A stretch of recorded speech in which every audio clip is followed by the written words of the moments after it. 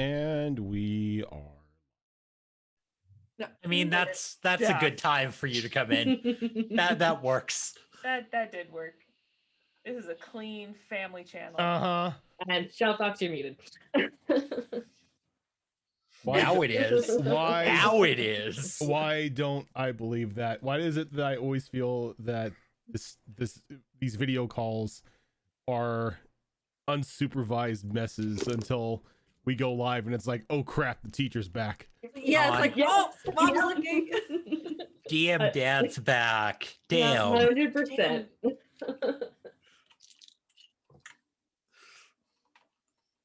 So it's actually been a couple weeks since we've all been together for this show.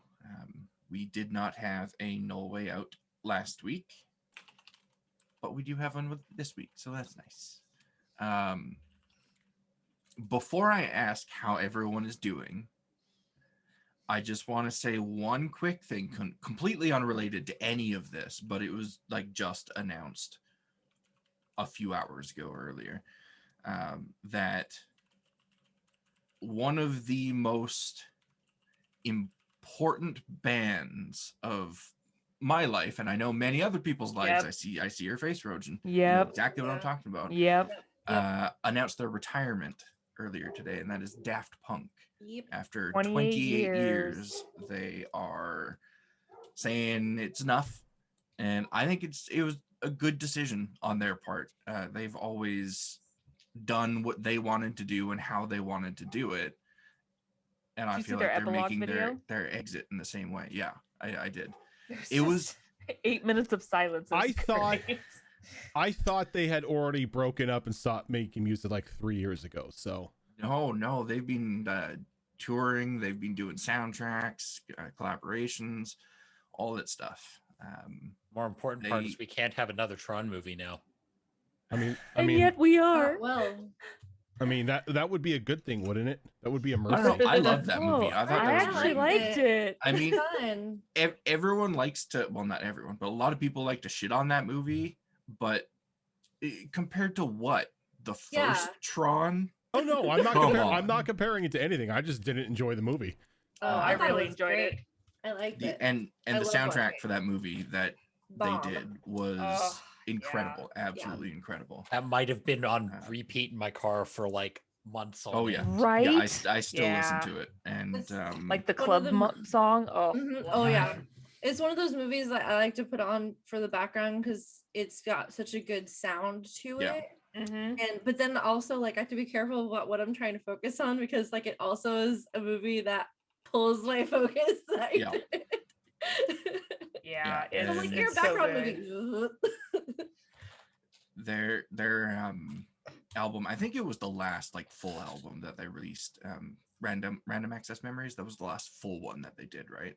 I think they had I think so. some singles and a live album in there somewhere, but the first time I heard that album, don't hold this against me, I was incredibly high the first time that I heard that album. Don't do drugs, kids. And somebody who's listening to the Daft Punk was high? The damned you say. No. And it blew my mind when I listened to it. Track 7 and track 11, Touch and Fragments of Time, are like ingrained in my memory now. They became a part of my mind when I listened to them the first time. And I was so emotional when I watched their epilogue, and I had to mention it because they've been such a big influence on my taste when it comes to music and just aesthetics in general, and they've really helped to form the electro genres and cyberpunk genres as well, just over their 28-year career. So I had to say it because it caught me by surprise, and it was just a few hours ago. Fair. It was definitely they were definitely one of my first bands that introduced me to kind of like the softer electronica instead of just the typical just like it was a much nicer sound. I discovered Daft Punk and Gorillaz in the same year. Ooh. And good one. That was my life in the late 90s. I'm one of those people that I cannot identify who does what in like electronica or anything like that. All I hear is wub wub. See, and that's what I liked about them is that they didn't do the wub wub, the stereotypical wub wub. Yeah, no, I just classify all of it as disco in it. I classify all of it as wub wub because I can't identify one person from another. They were clever. That's fair. They were clever. It all and sounds creative. the same to me. It's like it's not that it sounds bad. It just all sounds the same to me. Yeah, and that's just fair. like It's not for everyone, and anyone that gets mad at someone else for not liking it, it's like, what are you doing? Why are you getting mad at someone for having tastes? Like the music, like I said, the music genre is great. Yeah. Just don't for ask their me who did it. genre that they were working in, they did for that genre what Queen did for rock. Like they were really smart did. enough and brave enough to try new things and to add and intermix different styles into it. Good point. And they never let their stuff go stale. Yeah. Every album that they put out was completely different from the last one that they did. So I had to mention that. Yeah. But tangent. back to what we're all here for. So what I'm hearing is the next bard you're going to play is going to be some like EDM Warforged that looks like one of the Daft Punk members. It's one of the 80s keyboards. It is He's got the keytar. I mean, yes. I'm just saying, I'm currently working on a campaign, a part 2 of one that we did a few years ago that takes place in the 90s. Yes. Tales from the Flood, or not Tales from the, no, it's Things from the Flood. Things from the Flood. There we go. Yes. Bring it on, 80s. Just putting that out there. 90s. 90s, yeah. Oh, it's 90s. That's right. Yeah, and I think I want to say 97 is when Daft Punk really like made it mainstream. Mm-hmm. We were what, 80, like when we did the first one, it was what, 80, 88, 89? I think you said 88. Yeah, Something I think like it that, was. So that's 10 like years later. 10 years, like, so we're technically adults at that time, Oh, aren't we? God, my character's 24 years old then.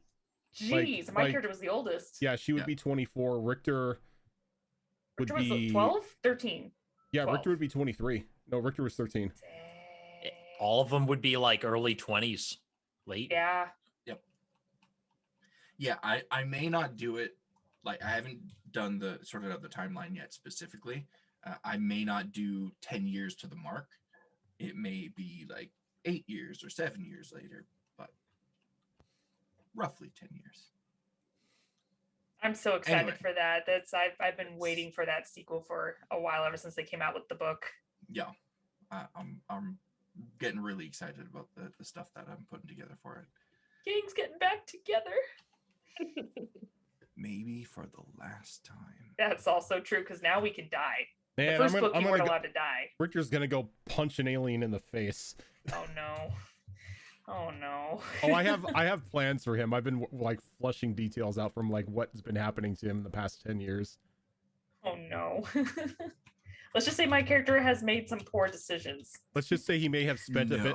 Let's just say he may have spent a small stint in an asylum.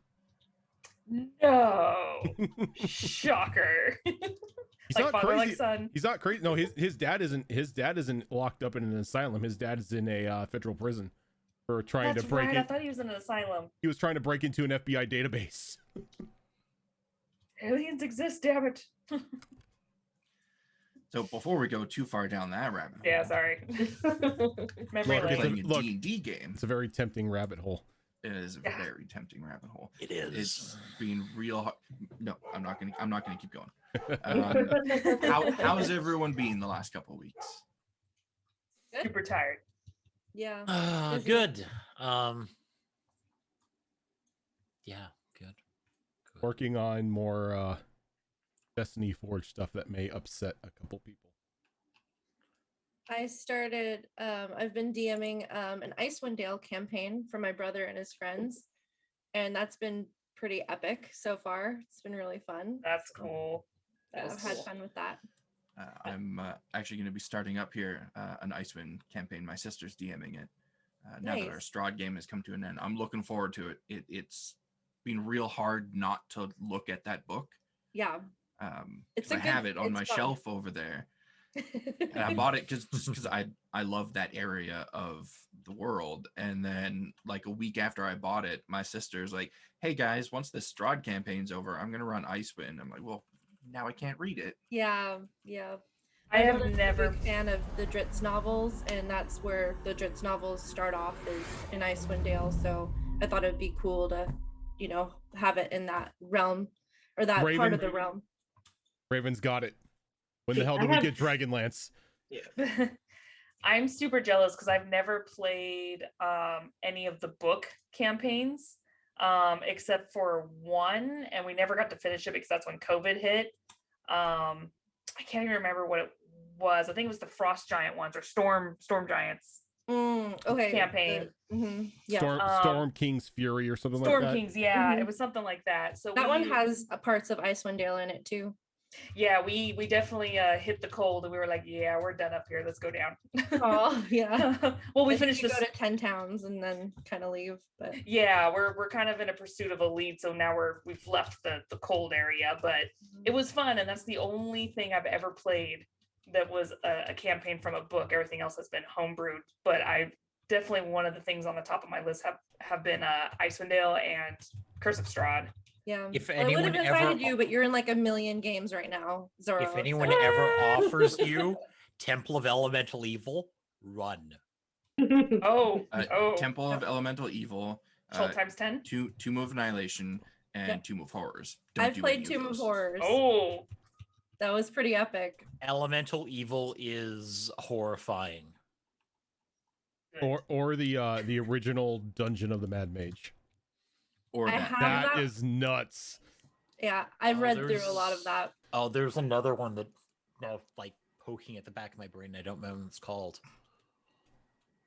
I actually did the Waterdeep the Mad Mage one for maybe 3 or 4 sessions at our comic book shop, but because of comic book shop, it's open to randos, and a bunch of kids started playing at the table, and I was like, nope, I cannot handle your screaming and your nope. Yeah.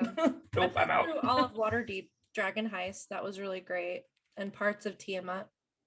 And I'm just over here. My exciting news of the week is I want to fight with the Rosebush. I may look like a cat attacked me, but I won the fight. Good job. Good job. You show that Rosebush.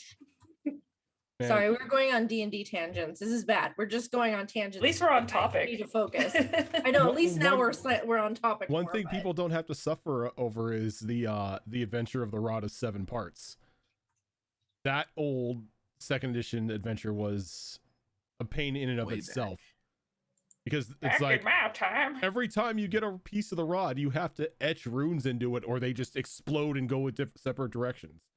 Oh Jesus! Yeah, and they're like the Dragon Balls; they could be anywhere. Yeah. I was just gonna say it's like each piece of the rod is a Dragon Ball, but you have to collect 7 Dragon Balls to get the one Dragon Ball while you're trying to collect all of them. Yep. Oh Jesus! And you need a high-level wizard to be able to do inscribe rune into each one of them to bind them together because they repel one another. My God, talk about complicated. Sounds like a pain in the ass. That's 2nd edition. Nothing simple in AD&D 2nd ed and like the first years of 3rd. But this system is none of those. This is 5th. Where the rules don't matter and everything is made up. I mean, this is true. This is a refined version for more sophisticated age. Yeah. So I guess a couple weeks now, last session, you guys started off traveling.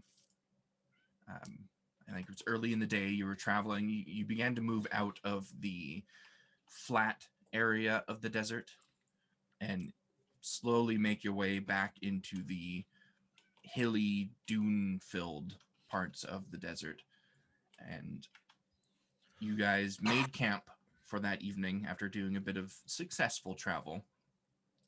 The night watches for that night, I would like to think of them as successful, but it did end up end up in a fight. It was during Iza's watch, I believe, that a few torches were spotted on the horizon. And Don't after throw a me bit under of the bus. it was 100% on Iza's watch. I have it in my notes right here. 100% her fault. Iza and Iza alone went towards these torches and discovered that it was a group of gnolls that were making their way past the area where your camp was. And once they spotted Iza, who did not roll the greatest on her stealth check, I blame the armor. Yeah, they invited themselves to your camp. And of course, being a good hostess, Iza did lead them towards the camp, sort of towards the camp, in the general direction. And they spotted the camp before you actually got there and kind of broke off from you and went in. But not everyone was happy about that. It was Xena that decided to stand up against the leader of this Gnoll hunting party, the leader whose name was Kay. And after a brief disagreement between the two of them, they opted to, well, settle it the way that Gnolls settle things, with a fight. And after a bit more convincing, Xena brought in, it was Iza, that was Iza with Xena, brought her in to the fight, while Kay brought his second in command. You never did learn their name, which is good because I never gave them a name. And a fight ensued while the rest of the two groups stood or sat on the sidelines watching and eating, drinking, reading. I believe Yixis was doing a little bit of cowering. No, that doesn't sound like him. No, not at all.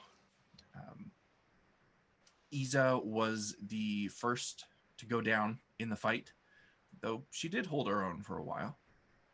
And it wasn't too long after that the final blow was being struck against Xena by Kay himself, who opted to stay his hand, assuming that Xena agreed that the fight was over, which she did.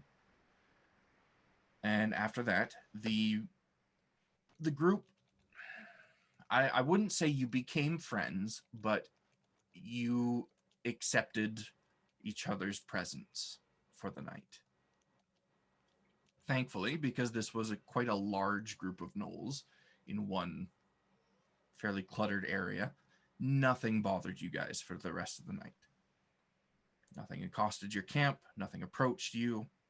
You'd have to be stupid to approach a camp of gnolls.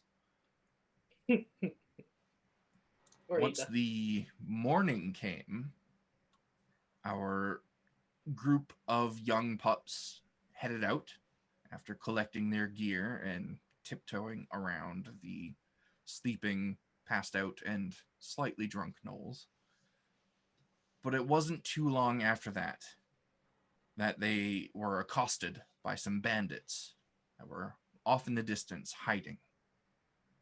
Several crossbow bolts struck some of you, and Yixis decided that I guess he didn't like that very much, being shot at from some hidden place. And after determining the direction... Would you? I mean, it's fair. I don't think I would like that very much. After determining the direction and approximate distance of the bandits from where you guys were, Yixis let loose a fireball. And it exploded directly above all of the bandits, hitting all of them and dealing a significant amount of damage. You guys charged towards them after that as they kind of tumbled out from over a dune, and didn't take much effort from you to finish them off. You looted their bodies. You raised 2 of them as zombies, and those zombies are still with you at the moment. You didn't get anything too interesting off their bodies. I believe you relieved some of them of their weapons, and that was more or less it, except for the leader, who had a scroll on his person, which was taken, but not yet identified. On that note, I have it written down, but I don't have a number attached to it. What was the damage on the curved greatsword? Is it just as regular? As regular, yeah. Okay. Which I believe is 2d6. Correct.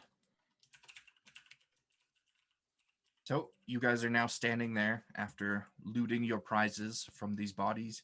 You have 2 zombies standing there with you, awaiting their commands. They don't look like they're in great shape, but they're zombies. So what do you expect? And the day is yours. You still have 3 travel rolls left to do, should you decide to push onwards. Are we taking a break, like a rest at all, like a short rest? You can certainly discuss it.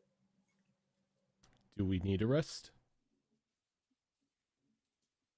Xena's almost at half health. Xena looks pretty roughed up. Well, if Xeno looks roughed up, Zara will give a cure wounds That works. for 12 HP. Thank you.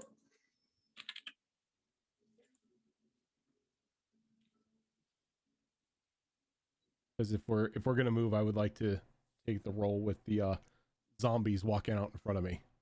Okay. And I'll pass that great sword off to Xena because I didn't realize at the time it was two-handed. And I need my shield. Gotcha. What was it? The great Yeah, you can look up great sword in the compendium. okay. 2d6. Probably won't use it, but I'll hold it. Yeah. So we were going to the where were we going? Were we going to the clock tower, or are we going to the obelisk? I believe that Subira had taken the lead and went southward. Yeah, the clock tower, the brass cog. Yes. Yep. That was, I believe, the thing that kind of stirred that decision was your vision of a large brass cog that was making ticking noises. And then Suvira just deciding that's where we were going. Decided that it was a clock tower and decided that's where you were going to go. All right, well, continue on southward then with the zombies in front of me, just like calling them like I would a cat. Just go on. And those zombies, do they just last until dead, or do they last for an hour and then they fall apart? Okay. They kind of just crumble to dust. Okay, so whatever skill that you rely on for this, you can roll it with advantage because you have the assistance of the zombies. Because zombies are experts in survival. Absolutely. Thank you, zombies, for giving me advantage. Because that first one I rolled was a 1. This is a 15 for survival. Survival, okay. And then a 37. 15 and 37. Okay, it was my turn to get us into a bad encounter. I mean, for this on the Monday, it's just kind of par for course.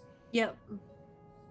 It's not as bad as it could be. It doesn't have to be bad at all, actually. I actually want to fight. I don't trust that. With this group, I don't trust that.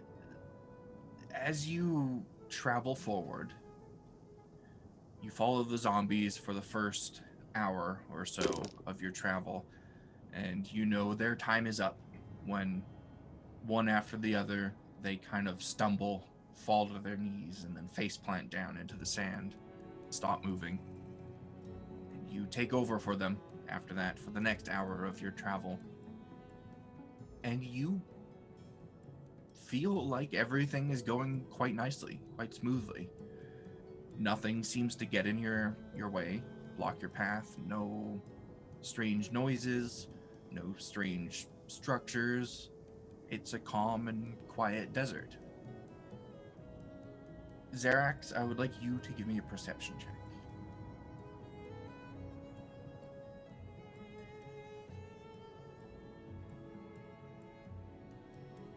$21. 21. Something feels off. Something does not seem right. Checking the horizon. Do I see the distinct flapping of obnoxious wings? You do not. Okay. And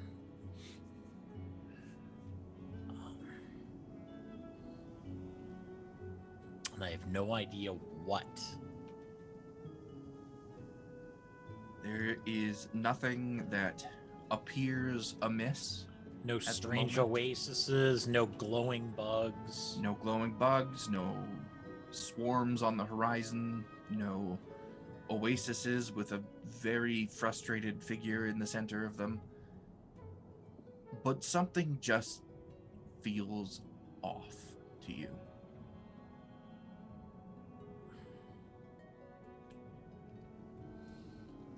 I'm going to take note of it and be on a constant lookout for whatever this oddity might be. Okay. As you travel forward for the last half hour or so of this next block, I would like you to give me an insight check, Xerax.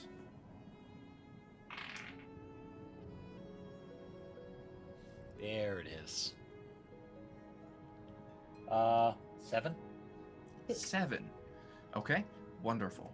So you travel forward for the remainder of this block, and it is about midday when Zara, you kind of stop and look back towards the group.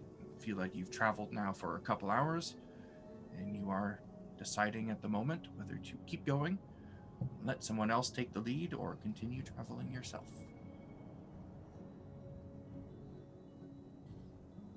If nothing seems wrong, she's gonna continue on. Nothing seems wrong. Yeah, she's just gonna continue I on. feel so comfortable right now. Right? Yeah, she'll, if like nobody's gonna like stop her and say that they want to, lead on, she's just gonna continue. Zara's Okay. leader. Why did we question her? You guys put your faith in the wrong person here. All right, so let's go with nature this time. Okay. Okay, so that's 21. 21.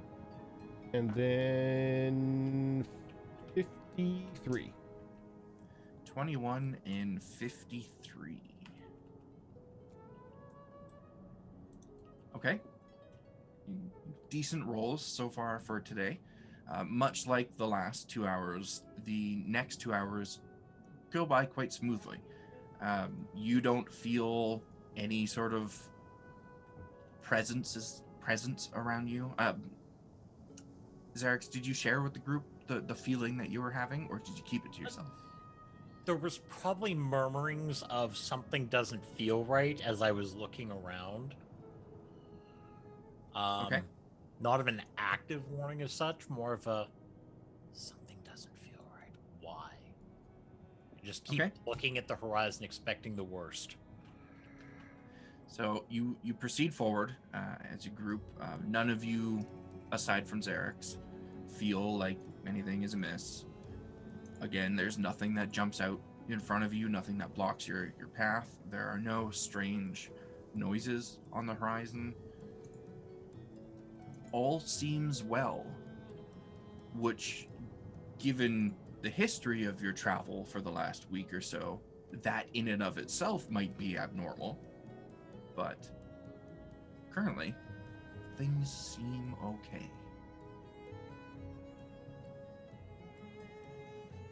And if nobody wants to do any specific checks or anything, we will move on to the final block of travel. By the way, this whole time, Sabira and I are working on the book. Okay. Unless like anyone had pointed out that something's off, aside from scanning the horizon, I don't think Zara would do anything specific. Yeah, I mean, you probably heard the mumbling from Xerax, but maybe what he's saying is just because you've been unaccosted so far, and that's not normal. It's a standard Gnoll paranoia. Yeah. Is there any like any high ground to be had where we could get a better view? There are some dunes around that kind of stand higher than the rest of the floor of the desert. All right, after Xerax kind of mumbles about stuff, Xena will head up a dune just to get a better look at things. Okay. You clamber up a nearby, decently sized dune, and at the top of it, you can give me a perception check. -1 perception. Oh, it's good. I rolled high. 17. 17, okay. Things look pretty clear. That's my phone. Please ignore that. Reminds me to silence my own. Zael's texting us. Yeah, you're getting a text message from Zael. She's not happy. Find my What damn else bird is there? box. Yeah, you scan the horizon, looking out in front of you. It looks fairly clear. It is kind of weird that you don't see any movement on the horizon in front of you. There's no wildlife, there's no critters just like running across the surface of the desert. But, I mean, you've seen that kind of thing before. It's not super, super rare. I'll run down the dune, go up to Xerax and say, I didn't see anything out there, but I agree. Things feel off. I think we should probably be at the ready. There's no movement out there. No lizards, no nothing. It's weird. That sounds very odd.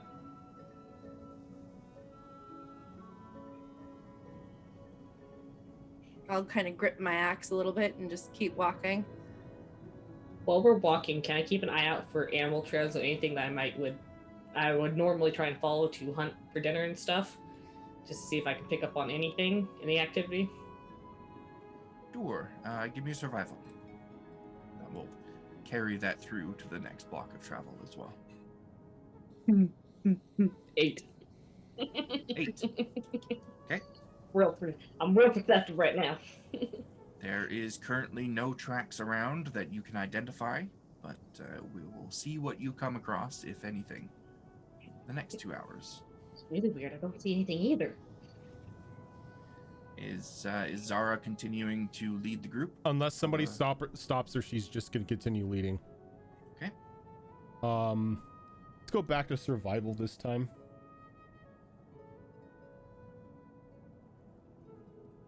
17 plus that, 24. Very nice. And then 85. 24 and 85. Okay. To roll some things myself here.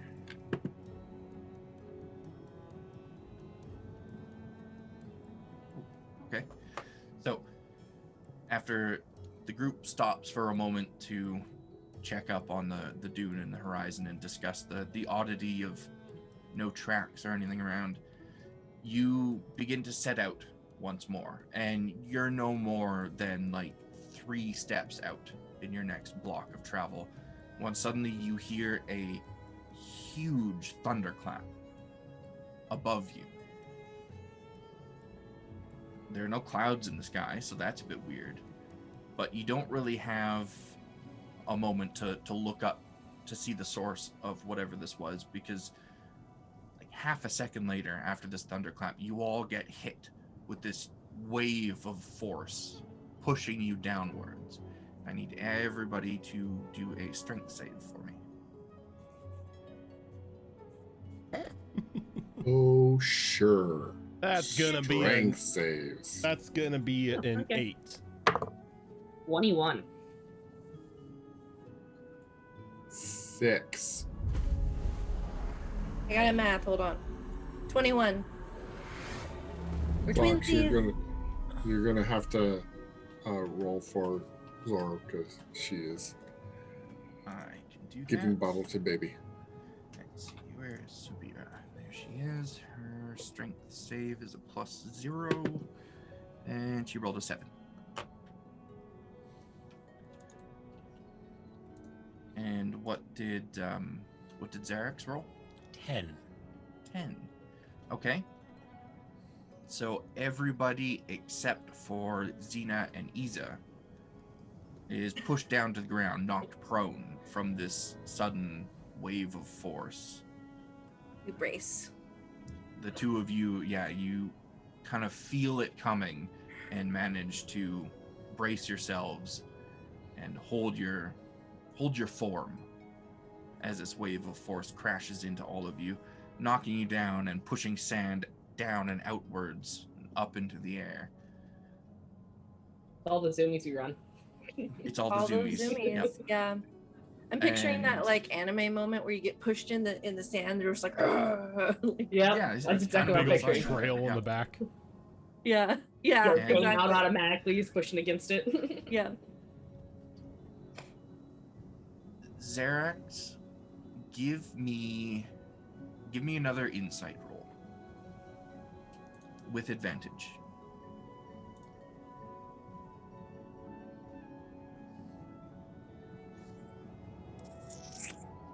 $16. 16? Okay. So you waste no time after being hit and knocked prone. You look straight up, and it's only there for a split second, but you see what appears to be a circular opening up in the sky. And you recognize it immediately because of what and who you are. This is a portal, a planar portal that was open up in the sky, high above you. And with that insight roll, as near as you can figure, there was some kind of explosion that happened partway into that portal. And for the split second that is there, you see it burst and collapse in on itself. And whatever was passing through or did pass through is not visible to you. But you certainly felt the repercussions of whatever went awry with whatever it was that caused that portal to be there. But other than that, it dissipates quite quickly, and all of you get back to your feet and look around. Nothing seems out of place. There's no large creatures stomping around or flying around. There isn't any evidence of anything actually passing through a portal and entering this plane, aside from what Xerax has just seen. What about exiting?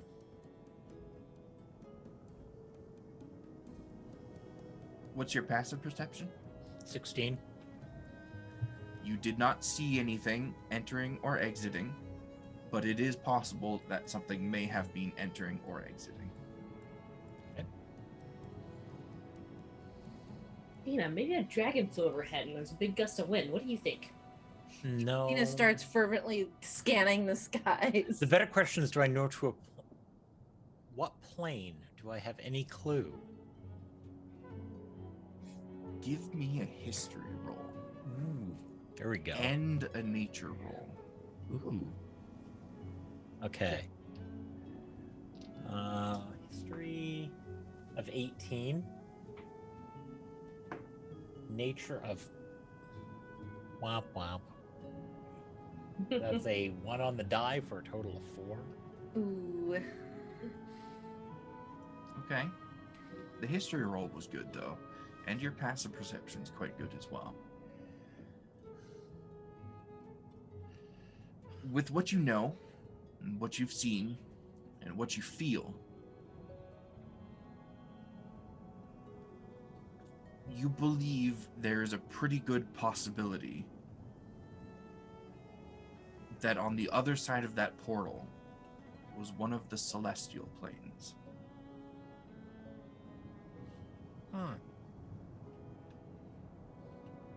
One of. That's great.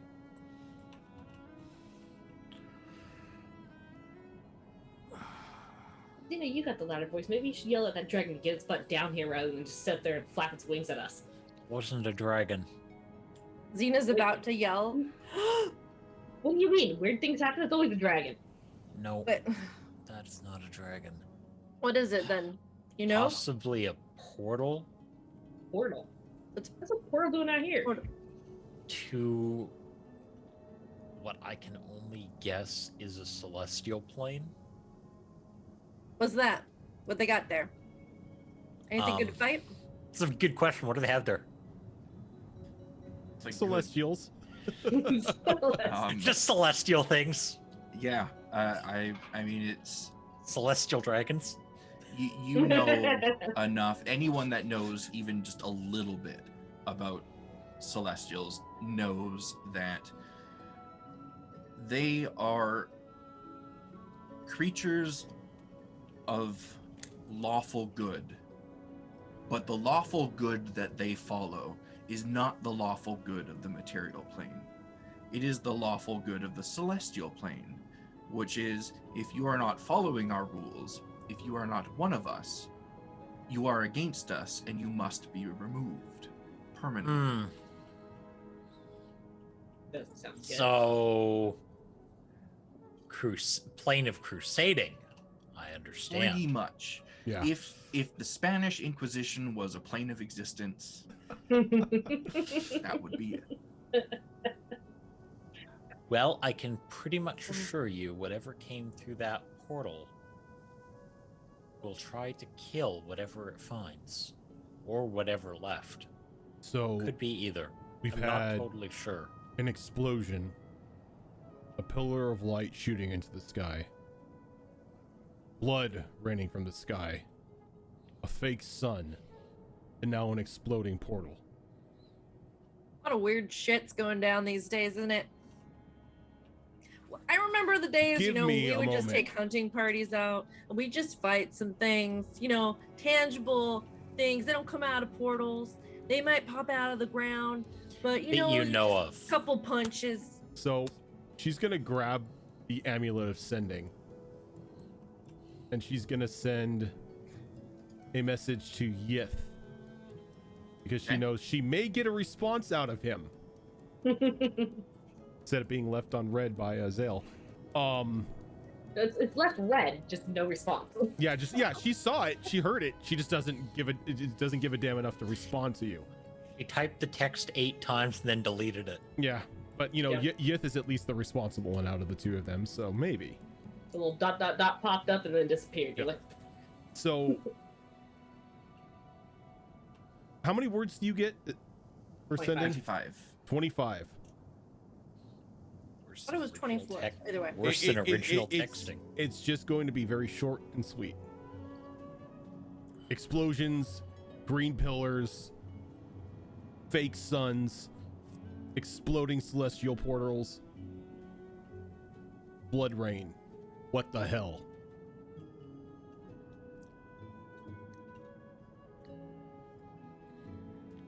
Okay. Your message goes through successfully. So at least at this point in the timeline, we know he's still alive.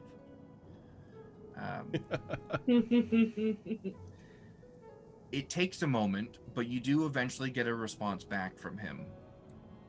And it may not necessarily be the response you're looking for, but who really has answers at the moment?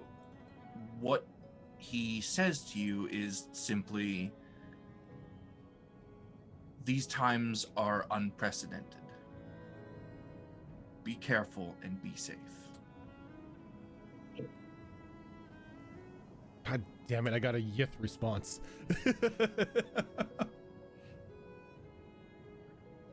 Kind of sighs and annoyingly puts the amulet back in the pouch.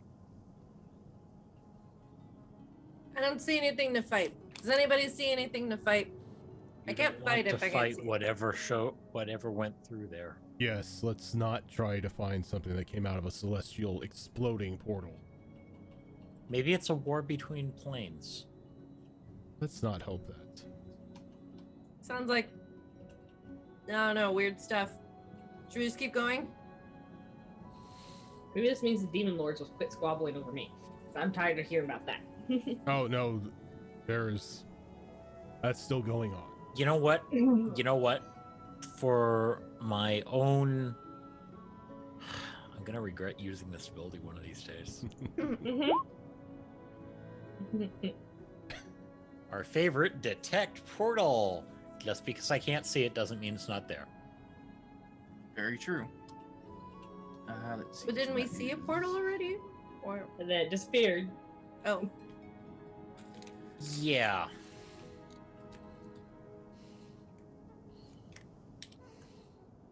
Okay.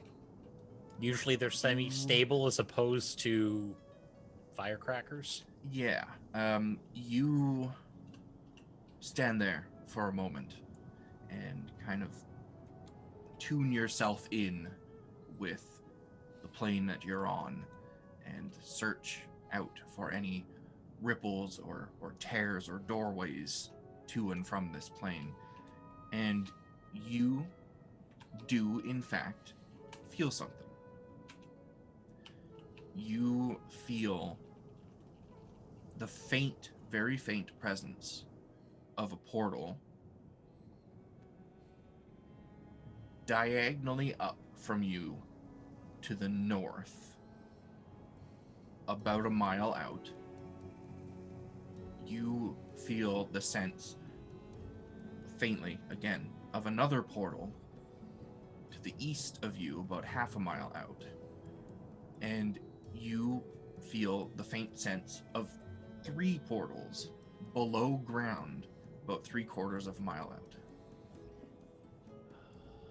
Now, the feeling, just for clarification, the ones I can feel that are not directly below us, is it a strong feeling like I could close my eyes and sort of point towards it kind of feeling?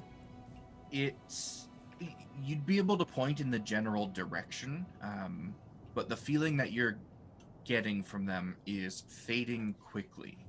So it is probably a portal that has just closed, and now the ripples that it's left behind are dissipating. I'm going to keep this information myself. I don't need to alarm everybody. Okay. It's not like, hey, there's a giant open portal over the next hill. Okay. I assume we're directionally from where we're traveling. There is not one directly in our path. No, there is not. Okay. That's There all I is- need to know. Yeah, let's say 1 to the north, 1 to the east, and then 3 below ground. Like directly below, or just sort of like... It's difficult to really tell because the 3 of them are clustered together quite closely,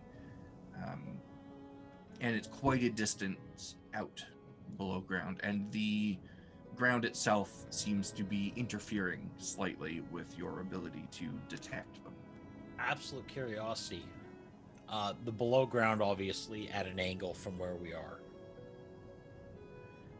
Can you ping roughly on the map, like what direction, where? Looking at the map, it would be diagonally down towards the southwest. South. That direction. Yeah, this direction, this way. Oh, yippee, we're heading that direction. the crevice. Oh. Well, the crevice is more than 2 miles out. Is it? Yeah, the crevice is, let's see, because I did make this Or map more than accurate 1 for the mile. distance. Crevice is about 44 miles away. Yeah. Okay. The big thing with detect portal is it's within a mile of you. Yeah. Oh. Well, we are heading directly south, not southwest. This so- isn't like, oh yeah, 3 days travel and take a left at the spire, you'll find a portal. Doesn't rule out the possibility, though, that there may be some sort of cave network below ground. That's more what I was thinking. That's what I was thinking too. And in fact, you guys do know that there are, well, you encountered one, very, very large worm-like creatures that dig quite large tunnels beneath the desert. And those tunnels are often converted into cave networks by other creatures. I don't want to hear celestial worm sign. That's not okay. Well, no one said that all the portals were celestial. Yeah, that's true. That's the one downside about that detect portal is it doesn't tell you what type of portal it is, just that it's there. Yep. Okay, you know what? No, I am going to relay some information.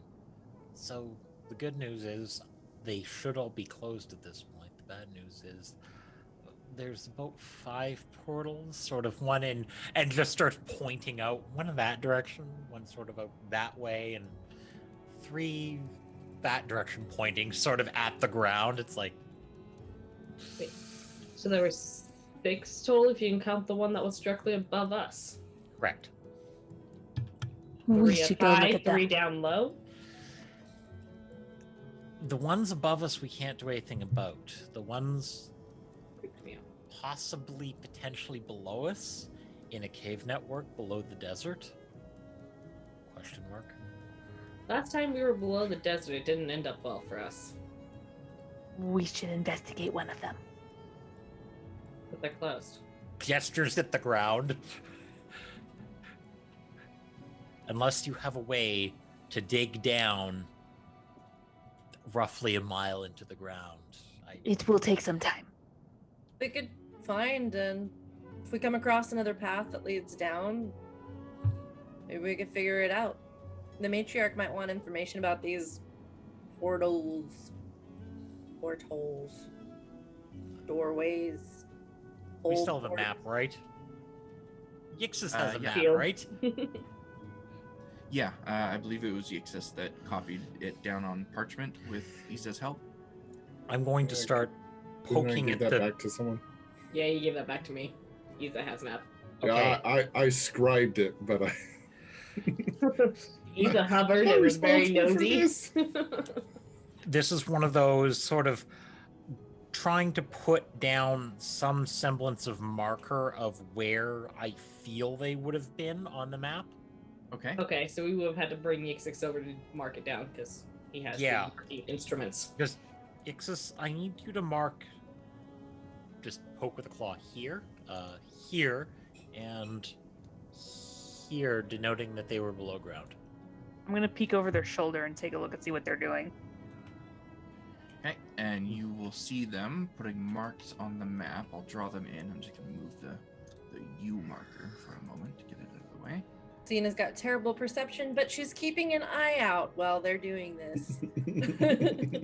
You know, I'm not sure if it's canon or not, but I always assume like planar portals almost like rupture between planes. So once it happens once, it's like more of a persistent thing.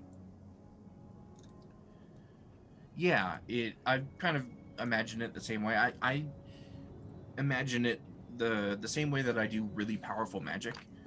Anyone that is kind of in tune with the weave or with planar activity will feel these ripples of disruption in that attunement, and that's how they detect powerful magic or portals and planar travel, that sort of thing. It's like, well, now that you've ripped open a couple planar portals here. How does their map look? Like, can I decipher what's what? Yeah, their map is pretty well laid out. They had some assistance with it from a certain monk on a hill, so it's pretty accurate. Okay, she'll copy the same thing on her own map. Save for the bottom part where the the lines got messed up because the crack shield. Except for Except mine's complete. this of. area here where that black path kind of separates off from the gray one, that they had to redo themselves from memory because it was on the shield at that time and that part got destroyed. I imagine this entire time, every time we encounter something, Eva's been updating this map or having Ixis update it for her. I imagine so. She is obsessed. And all of the markers at various points on the map were placed there by the monk after Zara had asked her question. And I'm still updating the back of the shield too. I'm keeping both maps. Always good to have a backup.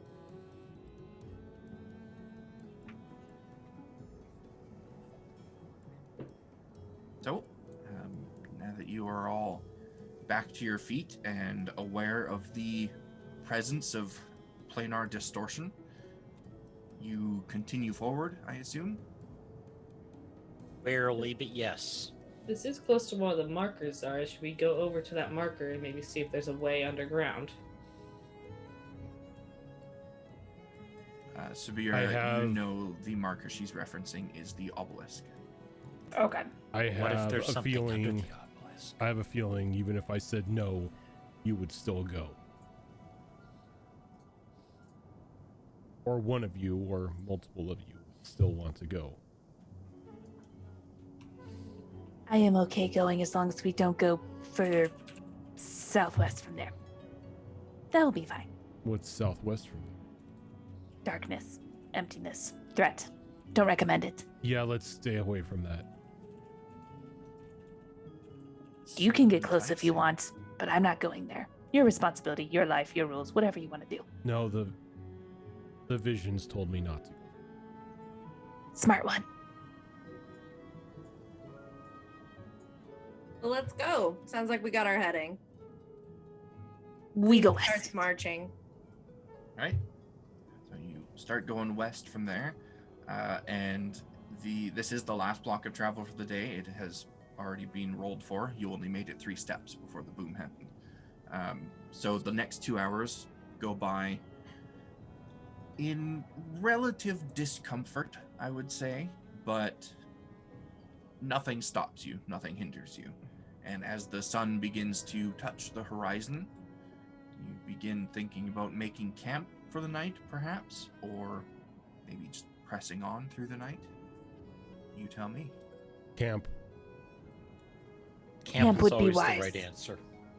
I feel like it might be smart for Yixis to make that bubble thingy for us to hide in this time. Kept things out pretty well last time. Except And for now those gnolls didn't keep those out. We didn't have the bubble. Well, remember that the flip side of the coin on this one is, it might attract things that are attracted to magic. You know, I would disagree. I would say that's bad, but I mean, last time we camped in the open, we had a dragon land in the middle of the camp. Destroy Not to the tent. mention that we didn't use magic and we attracted other gnolls. Actually, didn't Asa just kind of see them and invite them over? My Going point. down. My point. Let's just maybe, ask before we invite. Although that was a pretty fun night, so, I have no problem with it. Actually, you know what? I take back what I said. Isa, invite every strange I looking disagree group strongly. back No. I to disagree the strongly. camp. I mean, we saw Yixis stand for himself the first time. That's pretty impressive. I disagree strongly. You disagree strongly with a lot of things, I've noticed. Mm-hmm. Because they are unwise. I have to agree with her. Don't Nah. invite everything back to camp. Nah. I'm oddly going to agree with her. Nah. They'll bring back random lost things from the desert. But these ears are going back down. Sad puppy look. Xena gives you like a hearty pat on the back. There are too many dangers. All right, so dangerous is why I recommended the bubble. We camping? Camp would be wise. All right. What do we need? If we're gonna use the bubble, we should probably find a place where it's not gonna be readily visible from, all directions. I'll start looking around. Bottom of a sand dune, ravine. Yeah, and I'm not even going to make you roll for this. You are back into dune-filled territory, so it doesn't take much effort to find a sizable sand dune that you'd be able to kind of butt the tiny hut up against to give it a fair bit of cover from prying eyes, and also to allow it to blend in fairly easily, should it be sand-colored when you create it. And while they're doing that, Zara's going to consult the weather report with Druidcraft to see how we're looking for the next 24 hours. And much like the weather report that you got this morning, there is a orb of light that appears in your hand, signifying to you that it should be calm, clear skies for the next 24 hours. Awesome. Then instead of hunting for dinner, first I'm going to open up my pack and pull out that box that had the food randomly appear in it last time and check inside of it. Okay. Roll a d12 for me, if you would. 8. Okay. You open it up, and much like when you first came across it, you find several jars of preserves of some kind. Jams and jellies of various fruits. And unlike last time, rather than seeing a loaf of bread there next to them, you see several stacks of, I guess at this point they're kind of cold, but they look to be circular, flat-ish, doughy pieces of something. They smell quite nice, a little bit sweet. Pick one up between the claws, and I'm gonna hold it up, be like, "What do you know this is?" Smells good. I'll just eat it. No, I don't worry. It's very tasty. Ooh, this is a little good. bit fluffy. So I'm going to start pulling everything out and just kind of passing off to Xena's because she prepares all our meals. So let me warm these up. I have a feeling they'll be tastier. Start passing off all the preserves and all the things. Like, does it look like Take out my magic cookware? Dinner? Sorry, what was that, Tam? Does it look like it's enough to feed all of us for dinner? Or does it look like I still need to go hunt? Between that and the other bits and pieces of food that you have on you from other meals, you'd have enough for all of you to eat well tonight. Okay. So I'm not going to hunt because with everything that's happening, I don't want to go too far from camp. Okay. And Xena, you begin to warm up these, you guessed right, pancakes. Yep. In your magical cookware. And I'm going to put like whatever meat or beetles or whatever we have in it, and then like some of the jams, and I'm gonna make like roll it up, make sort of like a pancake crepe, like a heated up pancake crepe for everybody. Nice. So in her magic cookware, she's gonna like work that out. It's the only way to eat pancakes. It really is.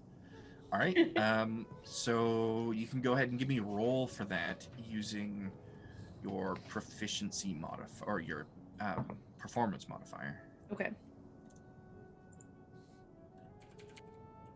That is okay. Oh, not as good as I usually do. But you get a plus from the cookware too, right? I believe it did give a plus, yes. I don't remember if it was a 1 or a 2. I thought it was a 2, but I could be misremembering. I think it was a 2 as well. Yeah. 15. Well, plus the 2 is 14. 15. 15, okay.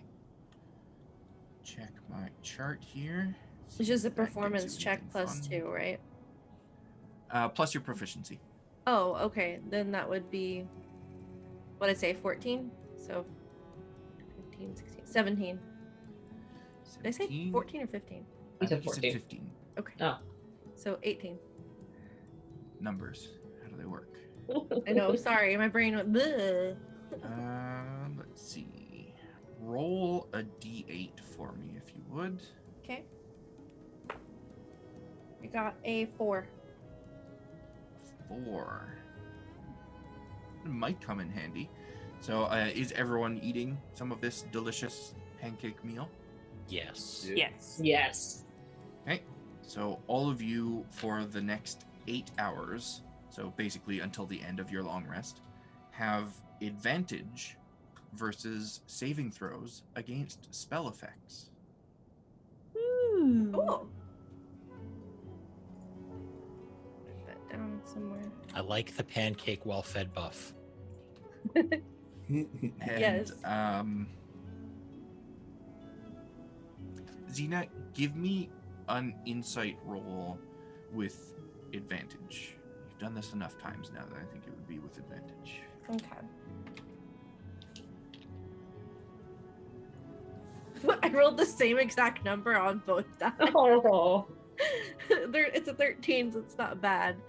What was it again? What type of roll you wanted? Insight? Insight, yeah. So that'll be a -1 for a 12. 12? Okay. DC was 12, though, so it's good enough. Oh, okay.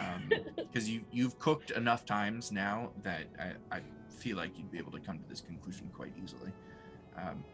Thinking about all the things that you've cooked since you've departed from Wraith's Cast, and all the ingredients you've cooked with, and the times that you've eaten pre-made meals versus meals that you prepared yourself, you always seem to feel quite good after cooking a meal using ingredients that you have taken from the desert, just from the land around you. Anytime you've gotten a buff, it has been from a successful cooking roll using ingredients from the desert. So basically, mechanically, if you're using like rations or just strictly stuff from that food basket, you're not going to get a buff of any kind. But if you're cooking with things that you have hunted and gathered from the desert, then you'll get a buff if you roll high enough. Okay. So as we're eating and Xena's contemplating this, I'm gonna look over at Iza. You know how stuffed joy is super good? Mm-hmm. I don't think it's just me. I think it's actually. Hold on.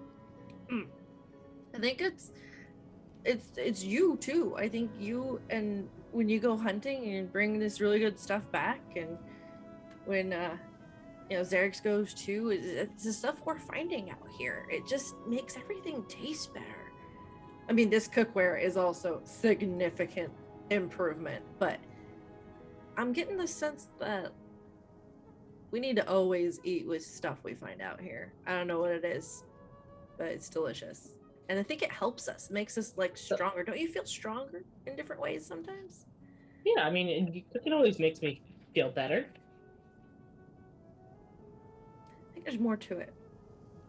You got Anyway. little tail flaps though, because you called her helpful. Yeah. Anyway, tail flaps. She claps you on the back again a couple of times. Keep up the good work. Keep bringing me these ingredients. It's a big help. I like to hunt, so I can keep doing that. All right, so once you are all well fed, you have a little bit of downtime before it's time to sleep. Is there anything that anyone is doing? I have a few guesses, but let me know if there's something you're doing. I'd say Yes. 2 hours of downtime. I'd like to go for the making a proper spot for the fire so we don't smoke ourselves out. Okay, yeah. Like we've done in the past. You have also you done this. should know by now there's no need to actually have a fire in the hut. Really? Yes. You recall or have been told the last time that you guys used the hut, the temperature was quite comfortable for you. Right. Okay. Mind then. You know, Xena, I slept great last night after we had that sparring session, and we haven't fought really much today. Do you want to go for a spar? Yeah, let's do it. I'm gonna punch her right there. No hesitation. Yeah. And like, get prepared. I'm still eating.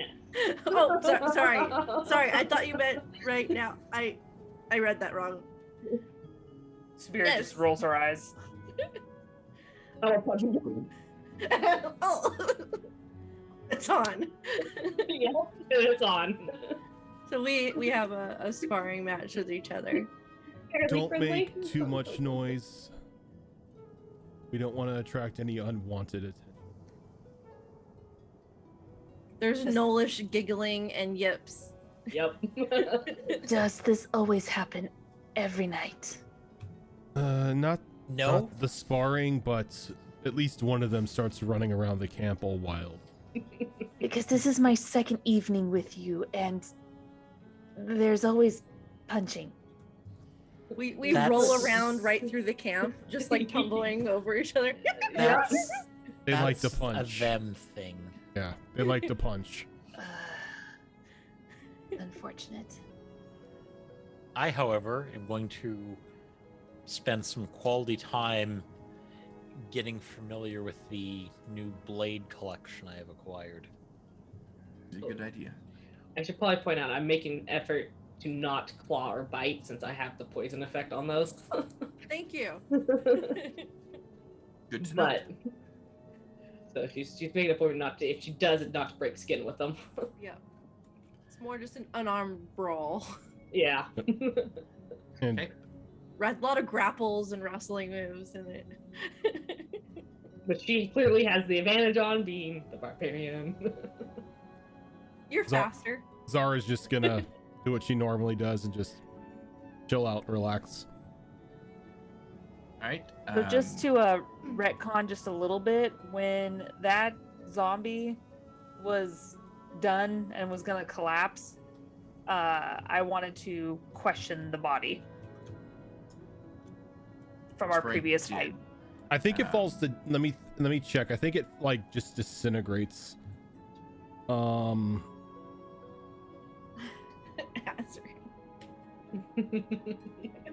Infestation.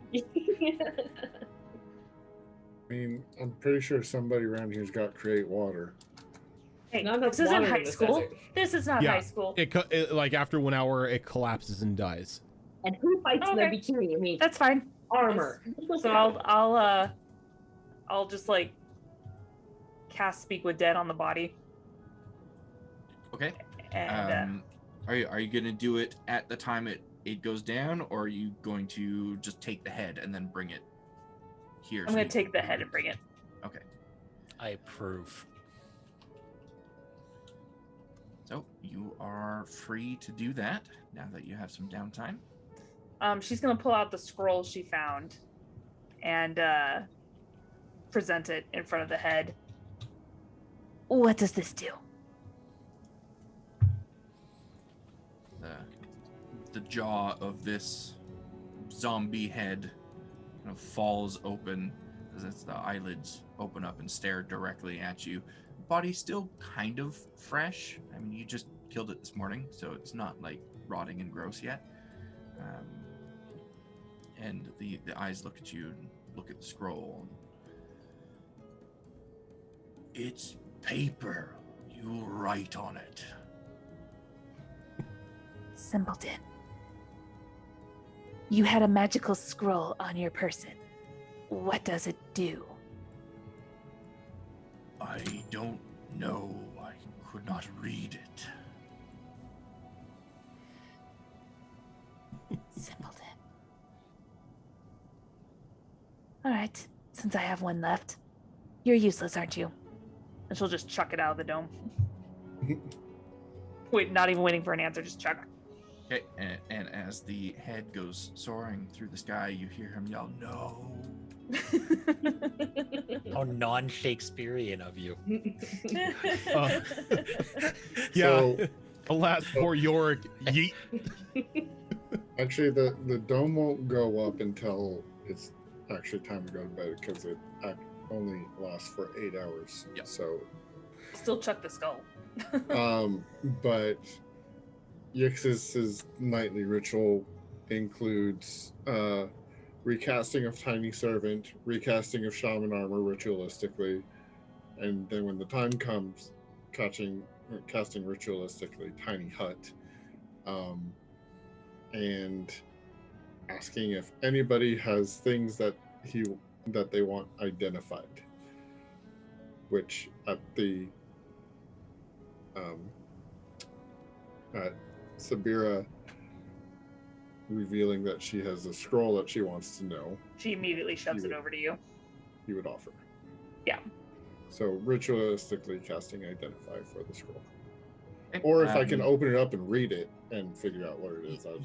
You take a glance at the scroll before you begin to cast identify, and you can read it no problem.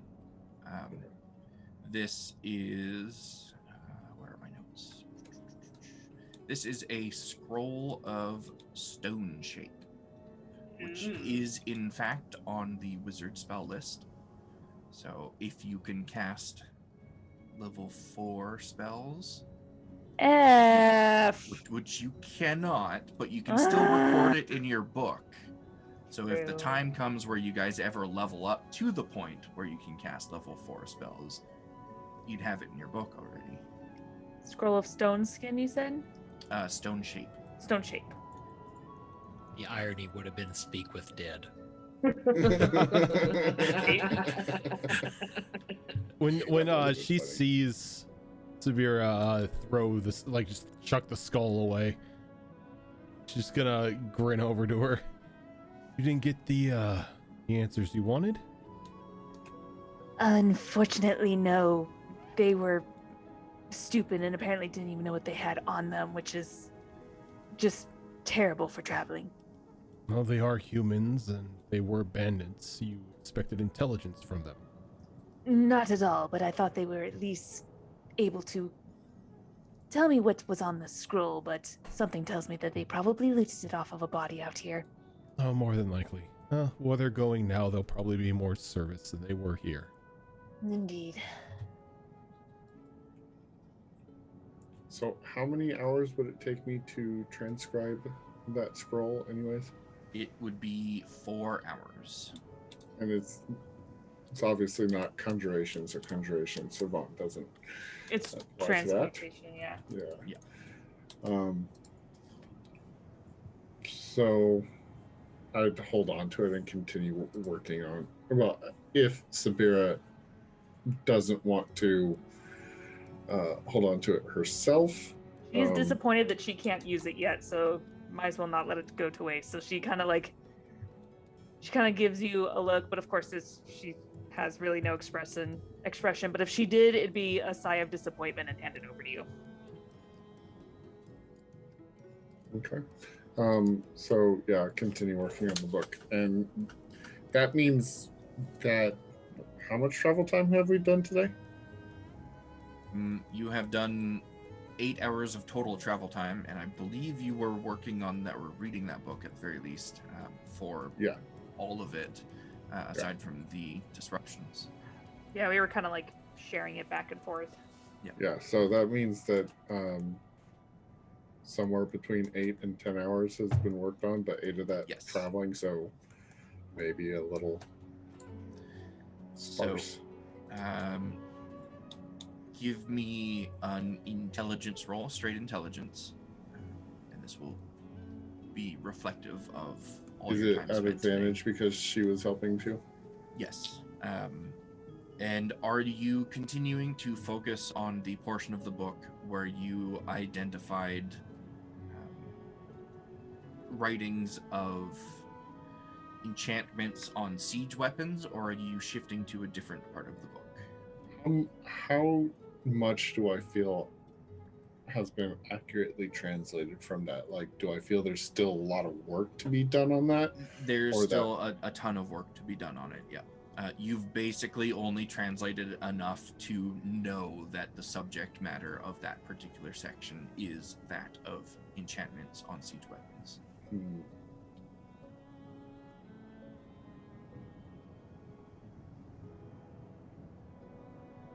So actually this would be a conversation with Sabira then, that he would have had to, whether or not to continue working on that page or that section, having identified the subject matter, and wanting to see if there's maybe a more more immediately useful subject matter somewhere else, or to keep working on what we do know. Yeah, and Zoro, just so you know, because I don't know if you caught it since you weren't in the game yet, the first few pages of the book have been identified as personal writings of the owner of the book, though the writings themselves have not been translated fully yet. And then also this one section that Yixis has been working on talks about enchantments on siege weapons. She loves being thorough, so she would probably start at the beginning and continue, which I imagine right after the personal notes would be the siege weapons. So she would go through everything in order. The siege weapons is about 2/3 of the way into the book. It was scanned through, and some arcane symbols and drawings caught Yixis's eye, and that's the part he has been studying. She will go in order. That way she doesn't miss anything.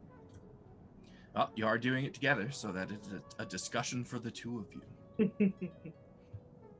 Fortunately, it's only one book. Well, you can read as much as you want for now and on your watch, and I'll take it for the rest of the night. Okay. I'm gonna see if there's other things that pop out to me. In that case, like you said, this had some arcane symbols. Maybe there's arcane symbols elsewhere as well. Okay. In a different section. Give me an insight. We're doing a lot of insight today, apparently, with what you have identified of this old language and the way that this person writes. Let's see if you can get some insight on parts of the book to see if they relate to the arcane.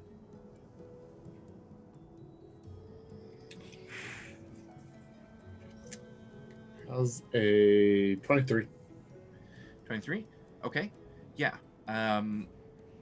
You flip through the book back to front a few times, scanning pages here and there that catch your eye, and you stop on a section of the book quite close to the back of the book. There are a few blank pages at the back, but right before the writing kind of stops, you spot that a few pages have been torn out, and there is writing on one of those pages that you identify one of the words as being weave, and that, with your knowledge, you know relates in some way, directly or indirectly, to the source of magic itself, arcane magic. And so that's the part that you can choose to study for the intelligence roll for the day's studying, if you desire. Yeah, I'll do that. So at advantage, and I will be using my dragon inspiration dice that I still have yet to use. Okay. What dice was that? Oh, that's an advantage, isn't it? Yes. So never mind. So straight intelligence is going to be a roll of 19 then. 19? Okay. So you take, well, pretty much the entire day to look over this portion of the book. And it's really difficult at first to get a decent idea of what is being talked about here, because a few of those pages are missing. So naturally, you're missing some of the context for this particular bit of writing. But by the end of your downtime this evening, you come to a conclusion that you are fairly confident with, in that this portion of the book discusses a process that is being experimented with using souls as a catalyst to drive basically a production line magical equipment. Using the souls as the catalyst to infuse directly magic from the weave into equipment that is being created specifically for this purpose. And it talks about armor, shields, swords. It references the siege weapons as well in this part of the book. Mm. But without the context of the missing pages, you don't have the full process of how this works. You just kind of get whispers of what that context is. All right. So do I feel like for future readings that's as much as I can get until I can get my hands on those 3 pages?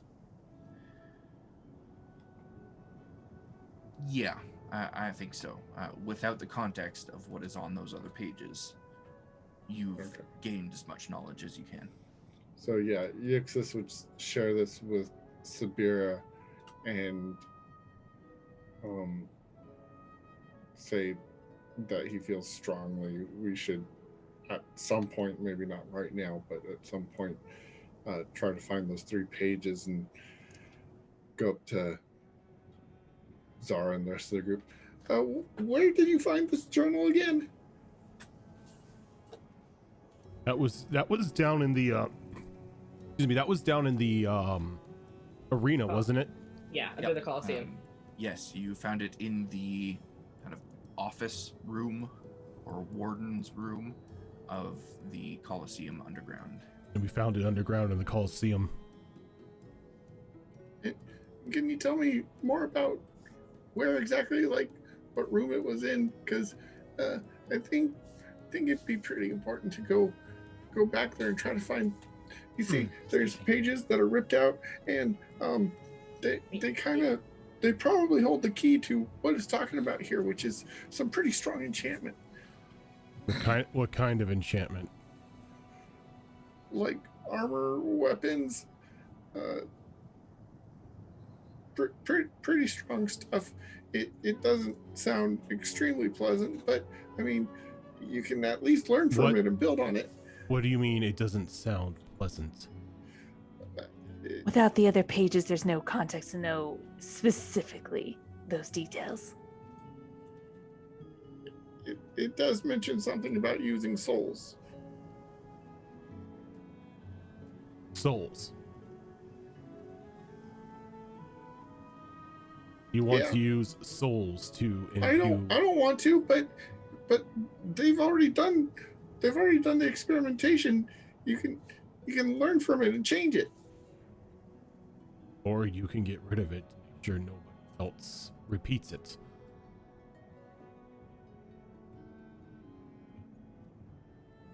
But to answer your question, the book was found in a personal room of somebody underground. Possibly a human. It was on my list of one of the places to go, so I don't mind going there. It's back the other way. Are Iza and Xena still brawling at this point, or is this later on in the evening?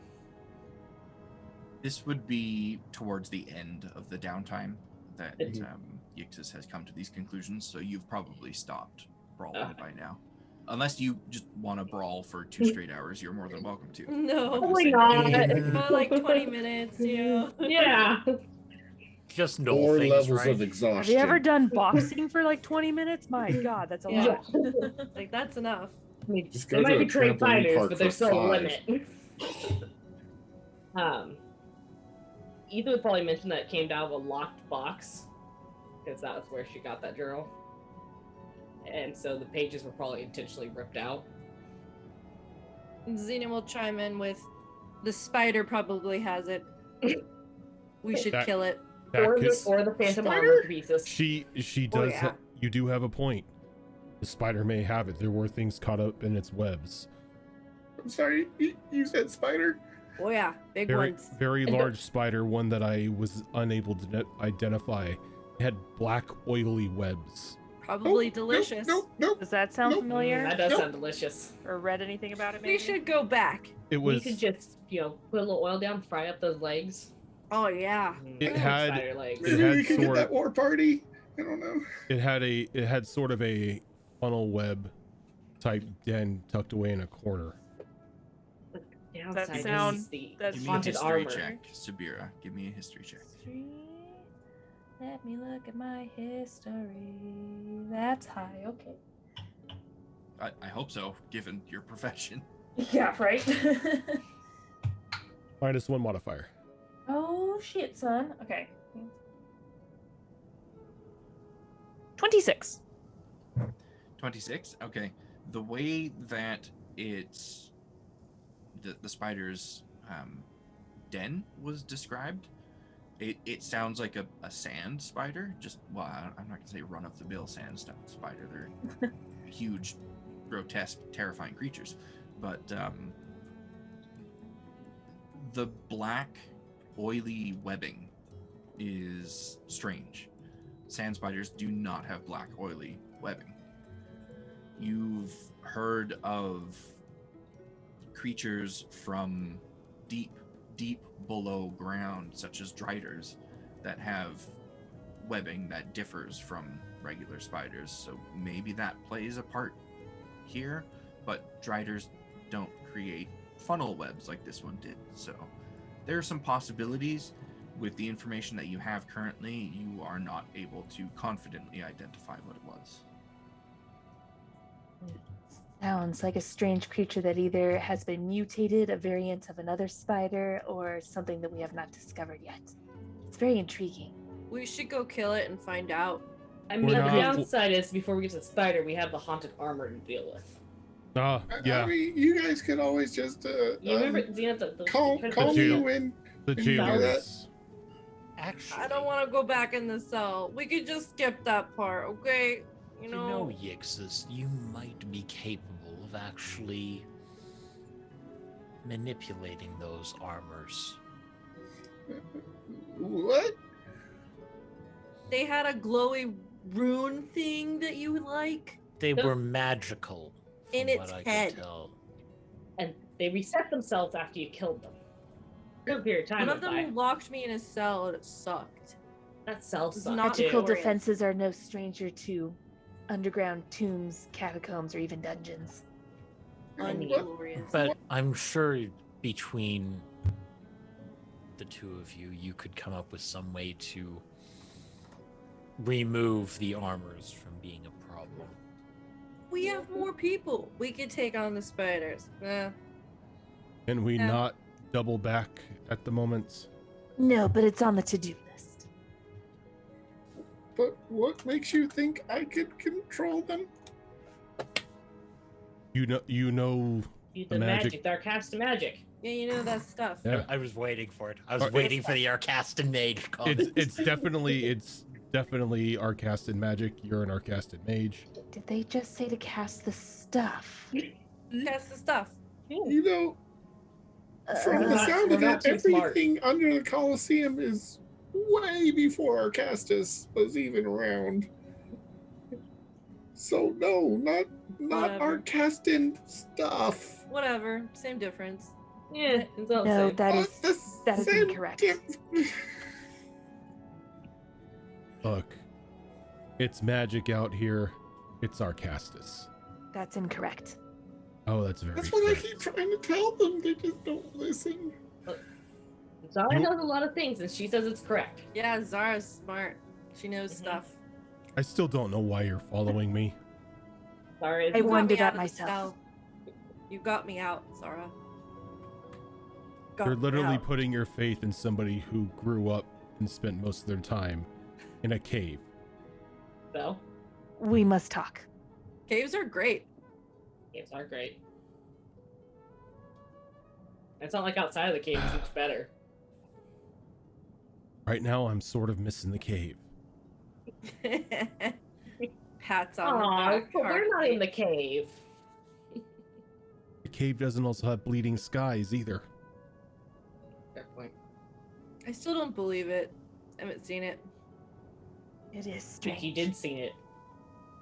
We did see it? We did see it. Oh, We never were in mind, it. I forgot about it. What are you talking about? You have horrible memory. I'm sorry. Nothing attacked us. It was boring. You don't want to be You're right. attacked by blood rain. Whatever. It rains blood anytime I'm around a foe. This is true. It's That's also more very true. that's more of a spray or a mist. Fair. I mean, maybe from where you're at, but when you're up right next to her, Yeah. kind of like rain. It's raining. I like Gnoll fist bump you. And it's just that swirl thing, and it just sprays more.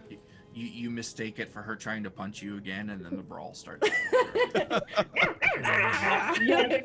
It's like two corgis going at each other. Oh my roll, god. roll, roll, roll. Roll, roll, roll, roll. Yixis This one doesn't shakes last his as long though, head. because we're a little tired. It's like Yeah, 10 yeah. minutes tops. It peters off pretty quickly. Yixis shakes his head on the verge of tears about the whole Arcastan stuff, and just plops down and starts ritualistically casting Tiny Hut. Are tears part of this casting? It is Yeah, now.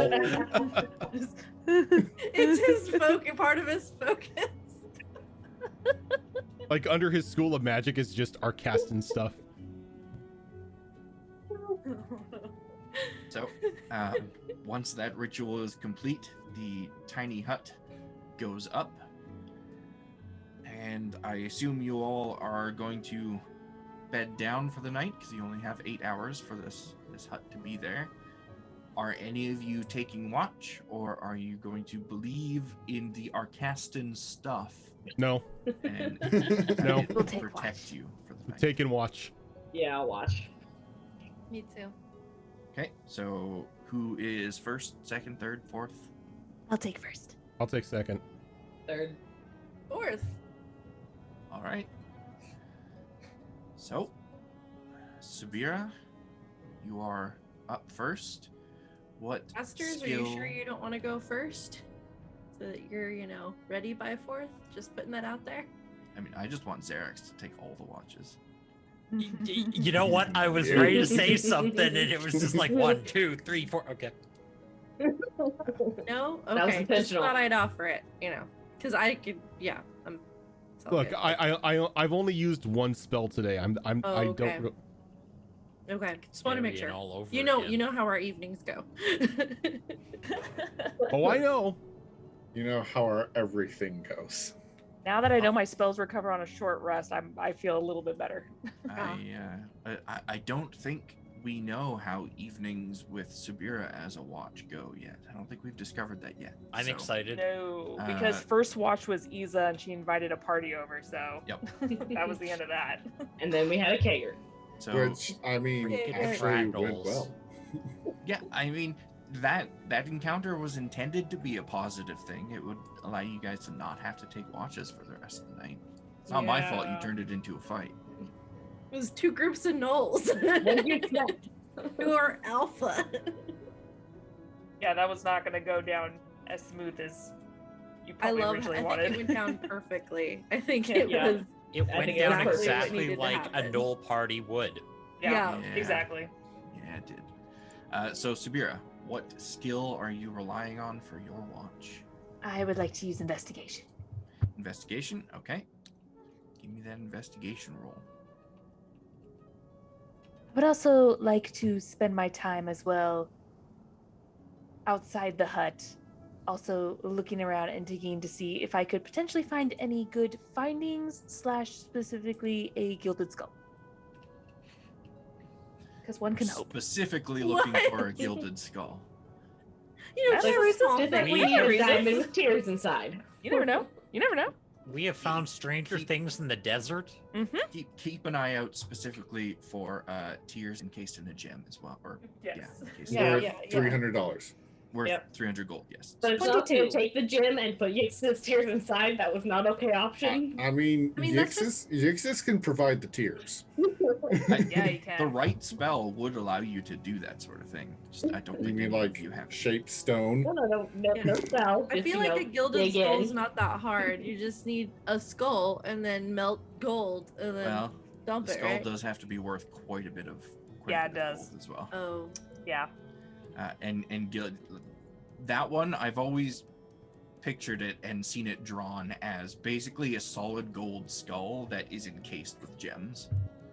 I've seen it that way, or I've seen something that kind of reminds me of Day of the Dead, where it looks like a regular skull, but it looks like it's got gold and gems like etched on it. The sugar skulls. Yeah, kind of like that.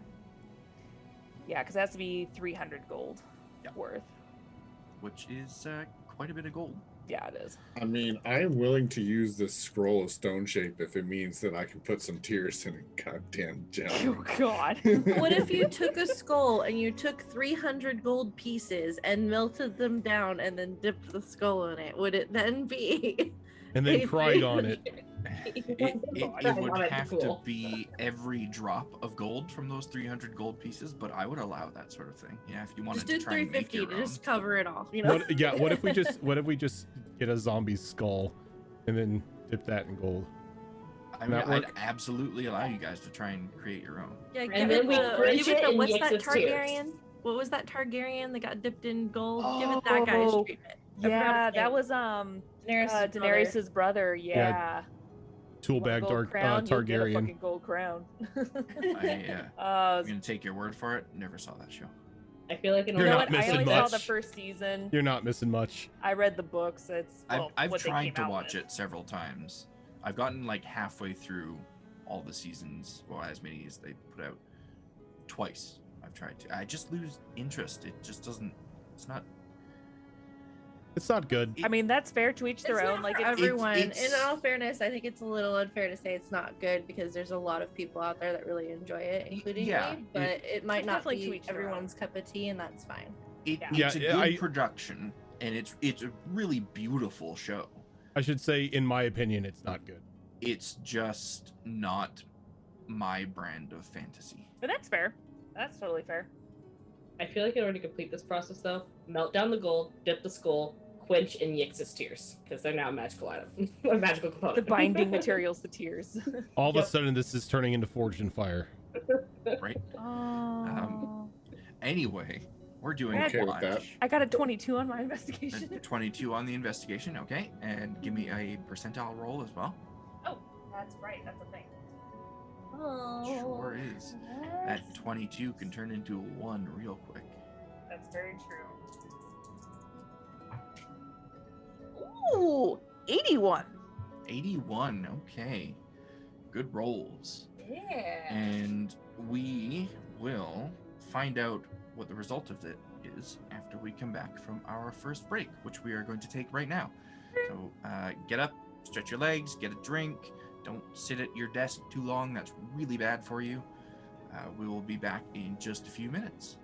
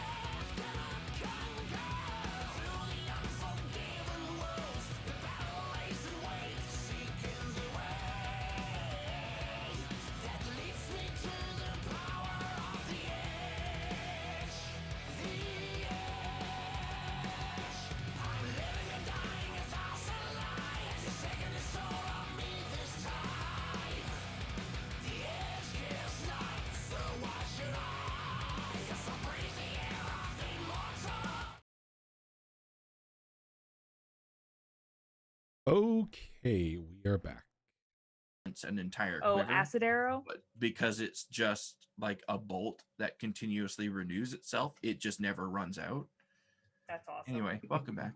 Hi, Roger. You don't want to know. That's the short answer. Wonderful ideas.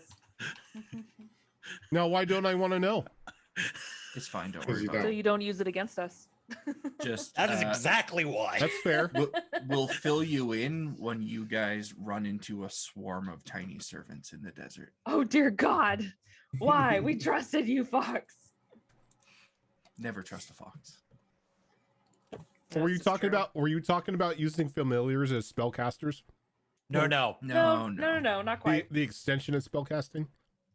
No. It's fine. Don't worry No, about but it. also fun. Yes. When that little snail familiar is the catalyst to a fireball spell. It just shoots it from its little eyes.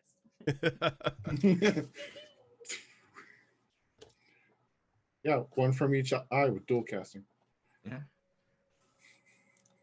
That's Stop terrifying giving the thought. DM ammo. It just goes cross-eyed. Two Please, little like I arms. haven't thought of that before. So, The snail didn't even look back. Sabira. Yeah. You are wandering around your camp / tiny hut area. How far out are you going? I'll probably do a good 30-foot perimeter. 30-foot perimeter? Okay. Mhm. I don't want to go are you- too terribly far just in case, but far enough to where I'm not right up against the dome. Okay. So as you're doing your perimeter, your watch takes you kind of up and around the dune that the tiny hut is butted up against. And as you come over the other side of that dune, you spot a disturbance in the sand, as though there was perhaps a scuffle or something or some things that came through this area and stopped there and wandered around a bit. The wind has blown the sand around enough that you can't really make any discernible prints or anything in that area, just that there was at some point something here. And you spot in that area something that catches the light from the moon and the stars, reflects it slightly, about half embedded in the surface of the sand. It looks to be a small stone of some kind. And it catches your eye not just because of the reflection, but because it is not the type of stone you would expect to see sitting out in the desert. It is a dark, slightly translucent red color. And you actually recognize it because you happen to have one of these stones in your inventory. Is it the other? Oh, yes. She grabs it. Yeah, so you recognize it immediately as an echo stone. And from the one that you have, you know that if there is a message on it, the moment you pick it up, it is likely to activate. And she will touch it. Okay, so the moment you grab the stone, a voice echoes out from it. A voice that you recognize. Same female voice from the stone that you have. And the voice sounds a little bit frustrated as it emanates out from the stone and says, 3 days. If we don't find what we're after in 3 days, I am taking us back home. I'll be glad to put this damn desert behind us. I hate the sand, I hate the heat, I hate that dragon, and I'm pretty sure my camp was ransacked by gnolls. The hell does a gnoll want with a frying pan? They don't cook. Do they? Do gnolls cook? Perhaps I should investigate them. Anyway, self-reminder, refer to Archive Stones 378, 379, and 382 for regional hazards when scribing records for Atlas. Footnote, the animated bone creature that I placated continues to follow us. I'm considering dispelling it. And then the voice from the stone fades, and the slight glow from its center fades away. obviously I don't know this, but me as a player is like Scully or Skelly, whatever his name was, Skelly. Okay, so she immediately puts it in her bag with the other one and makes a note that these people are now, thanks to the stone, most likely alive and potentially nearby-ish. And good, we'll good conclusion to reach. Yeah. And so she'll just as she starts to slowly circle back in towards the dome, she's going to go ahead and just cast Detect Magic, and just as she's circling in closer to the dome. Okay, and your Detect Magic goes off, and you do not detect the presence of any sort of school of magic around, aside from any objects that you may be carrying in the dome itself. Okay. All right. And the rest of your watch is uneventful. Okay. So she'll stop and stare at Zara while she's sleeping for several minutes before shaking her awake. It's your turn to watch. All right. You find anything out there? Yes, but I think it would be more interesting for me than for you. No offense. None taken, just curious. No dangers, if that's what you mean. That's what worries me. But keep a sharp eye out. You never know. Indeed. Maybe you'll get your fight after all. Oh, I don't want to fight. Unlike the rest of them, I do not seem to like combat very much. I don't mind combat. I just prefer to spend my time studying and reading. I just miss my cave. We'll have to talk about your cave sometime. Or now, if you want to. We can talk about your cave. When I'm not on watch. Oh, right. That's a thing. Carry on, then. Mm-hmm. And she'll go to a corner. A dome doesn't have a corner, but she'll go find a corner. I'll find I'll find the one corner in the circle. You spend the rest of eternity searching for a corner in a dome. I'll find a place that's maybe feels sort of private, away from people, and just in this tight difficult dome. to do because the dome not huge. Yeah. But I mean, everyone else is sleeping, so. So we're all sleeping on the ground, and Sabira has cast Spider Climb and is sleeping on the roof. Yep.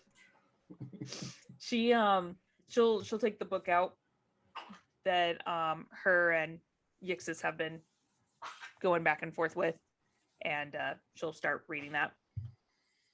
Okay. And I will have you roll for that at the end of the long rest. Okay. Yeah, because she's gonna read it all night. All right. Wow, Ogren. Yeah, I'm gonna see what's going on.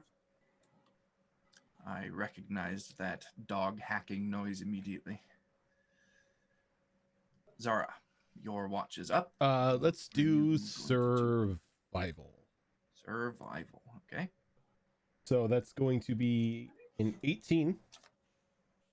Good start. And then a 100. 18 and 100, okay. Are you staying inside of the dome or are you exiting the dome? Well, if I'm doing survival, I think I'm going to have to exit the dome. Exit the dome. Okay. So you begin to take your watch and you wander around this kind of camp area that you have set up. You spot Sabira's footprints in the sand and you kind of follow them a little bit and walk the same perimeter that she did. And when your second hour of watch begins, you spot probably about 500 feet away to the east. of your campsite, a light moving across the horizon.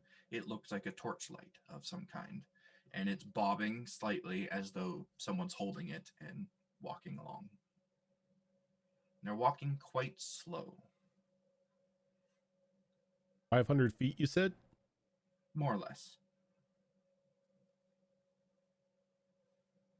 Do I have anything?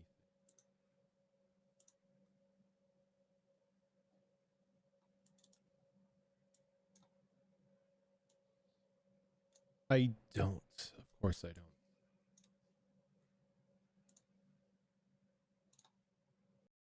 You know what? I'm going to turn into a spider. The same spider I've been turning into this entire time. Classic Zara move, except this time it's missing 2 legs. And it's just good. I'm gonna go towards the light just to give me a little bit more. Actually, no, I'm not gonna turn into a spider because my land speed is better as a gnoll. So scratch that. I'm gonna just head towards the light as normal Zara. Okay. And how close are you getting? Until I can make out what is carrying the light source. Okay, so you'd have to get say about 120 feet away Okay. in order to do that. And when you get to that distance, you can give me a perception check. Sabira is kind of keeping an eye on her, like just out of her peripherals, like, oh, look, she's wandering. Okay. Yeah, and she does leave your field of vision, Sabira. Okay. Your dark vision only goes so far, so that will be a 16 perception. A 16. From this distance, it looks like perhaps it's a gnoll. Another gnoll? Another gnoll. What is it? What kind of light source is it carrying? It is carrying a lit torch. Curious. And it's by itself. By itself, yeah. And as you watch their slow movement forward, it looks as though they are limping slightly. Though they don't really have any obvious signs of injury in the way they move, it looks like it's probably a limp just from an old injury. Okay. I think at that point in time, she's going to quicken her pace a little bit to catch up to it. Okay. And when you get to about 80 feet from it, they turn to look at you and give like a knowing nod of their head and just continue forward on their path. Strange to see one of us wandering out here alone. Do you call that out to them as you're approaching? Yeah. And are you going right up to them? Yeah. She's going to keep a safe distance away from them, like not getting right onto them to where she's in striking distance. But okay, still keeping a bit of a... getting closer than 80 feet. Okay, so you get close enough to get a good view of this person, this gnoll. And with the torchlight and your dark vision, you can now see clearly what they are. And the gnoll before you stands hunched with age, though his skin is still taut with burgeoning muscles, let's say. Biceps are flexed and veiny, as thick as your thighs, and his thighs nearly as thick as your waist. This guy is an absolute beast of a gnoll. Spitting image of the primal feral descriptions that you've heard of your more demonic ancestors. His fur is wiry and patchy. It's peppered with beige, browns, and gray, a clear sign of his age. And his mane, which travels from his head across the length of his spine to his tail, is just as wiry, but much longer and a darker auburn. A sign of the grays and blacks is mixed in throughout the tide and braided hair that he has. Several small metal bangles hang throughout his mottled mane. Every one of them seems to be engraved with faintly glowing runes. The Gnoll wears a heavy leather apron, which looks to be softened and worn with time. Several pockets and loops of leather are dotted across it with tools and parchment and charcoal sticks stuffed into each one. The hide of the apron looks to be embossed almost with the pattern of large reptilian scales. Countless marks and scars snake across his thick skin, and a large piece of jagged black metal protrudes from his left forearm. The flesh around this intruder's base is healed, but discolored and uneven, more scar tissue than anything else. Why he never removed it after it punctured his arm is anybody's guess. His face is as grizzled, tough, and scarred as the rest of him. An eye patch made from braided, stained linen covers his left eye. His right is a dark blue, masked by a milky sheen, though he seems to show no signs of diminished vision. Hanging from one of his torn and ragged ears is a polished silver earring in the shape of a smith's hammer. He seems to be carrying no weapons, no bags, and no equipment outside of his apron's pockets. And he turns to look at you as you approach.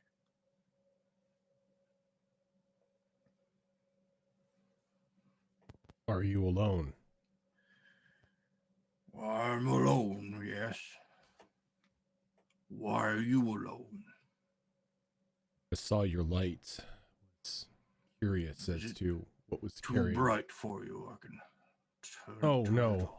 No, I was wondering what was wandering out here so late in the night. Me. I'm wandering out here. I can see that now. Are you? Can I help you, young pup? I was about to ask the same thing. No, you can't help me. Maybe I can offer you a spot at our camp for the night. You have a camp I could do with a bit of a sit down.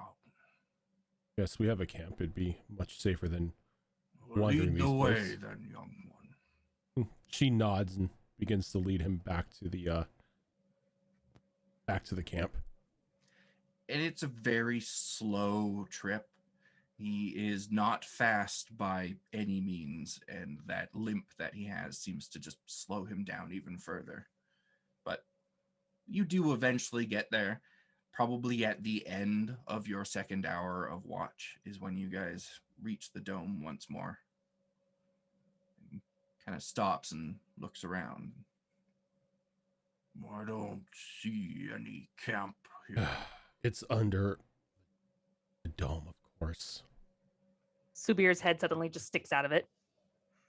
Who is this? Well, isn't that strange? You there. Come here. She'll kind of scan him up and down, kind of shrug and walk out. Very old, not very dangerous, quite muscular, but with the slowness that he has in his movements, you doubt he'd be able to actually get a swing in on you or anything. So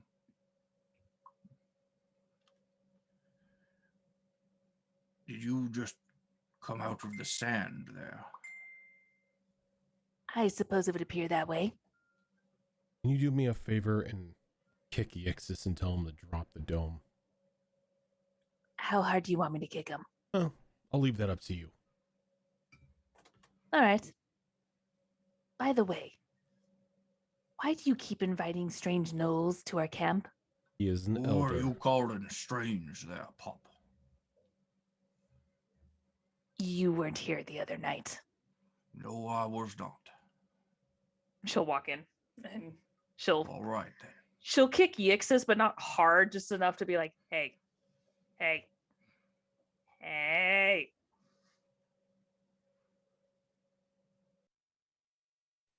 He still reacts as if he'd been kicked pretty hard in the gut. She'll pick him up by a scruff. What do you want? What are you doing? You're needed outside. Or Yixis, he keeps getting picked up that way.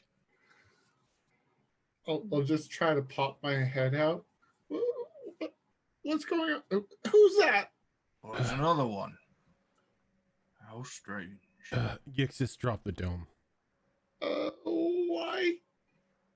Just do it, pup. Don't worry. We'll protect you.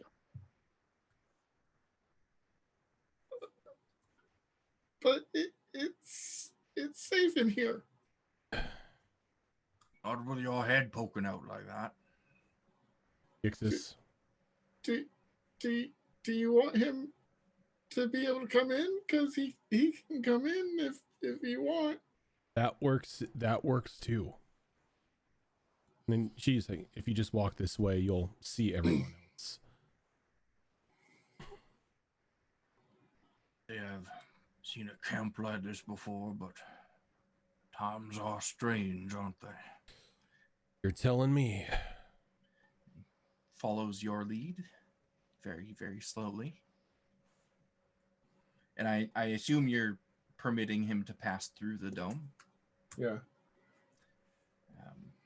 As long as it doesn't take him halfway through the next watch to actually move the 30 feet. I mean, it might, but it takes a while. He eventually, very kind of cautiously, puts a hand out and kind of feels for the dome and then passes through. And once he realizes his hand can pass through, then he steps forward. Quite a lot of you in here, isn't there? It wasn't. It is. We were fewer to begin with, and we had two new Gnolls join us. We're sort It's of always on. the way it works out. You start out as just a few and you gain some more, but over time, pup, let me tell you, your numbers, they diminish again. Oh, they do. Oh, good. There's hope. Excuse me? Never mind. Don't mind that one. She likes being alone. It's fair. I've met a few of you in my time as well. Oh, Are we just dead asleep through all the? yeah. Who was third watch? Third watch was Isa. Isa, yeah. She- But I mean, nobody's woken them up yet. yeah, so. she's gonna take the quarterstaff and just like jab Isa in the ribs. You're muted. You are muted. Muted. I'm gonna grab the quarterstaff as probably a reaction to waking up, and then wake Fair up and be like, "Sorry." It's your And turn. look around. I found a friend. Oh, Now, this is not very smart, so I have to ask. We were talking about random rumors Yeah. a while back as a group. Oh no. Did she realize or make a connection to those rumors? Make I don't know, you tell me what kind of check you want to do to see if you could put two and two together. I mean, I assumed it'd be some sort of intelligence check. Or a history. Remember? They're both the same for me. History, insight, intelligence, any of these types of things will certainly do. Oh no. All things you're probably excellent Sure. at. Like We'll me. go with insight because that's the best one of all of them. That's 16. 16? Yeah, I mean, it takes you a minute because you just woke up. Yeah. You just woke up from what was a 4-hour nap. That's no way to sleep. So you're a bit groggy still, but once like your vision clears and your mind clears, you look at this guy, look him up and down, your eyes settle on that eye patch, and then you remember the conversation that you had. Some of his characteristics seem to match up. Are you the one that everyone talks about? Who's everyone? Why are they talking about me? Talk about a wandering blacksmith with an eye patch, a braided eye patch. They weren't sure if it was fur or that the eye patch was braided. Well, I can't say I've met anyone of this sort. That's too bad. Could really use a blacksmith. Got a nice sword I need fixed. Oh, if there's a blacksmith you need, I'm quite capable of that sort of thing. Oh.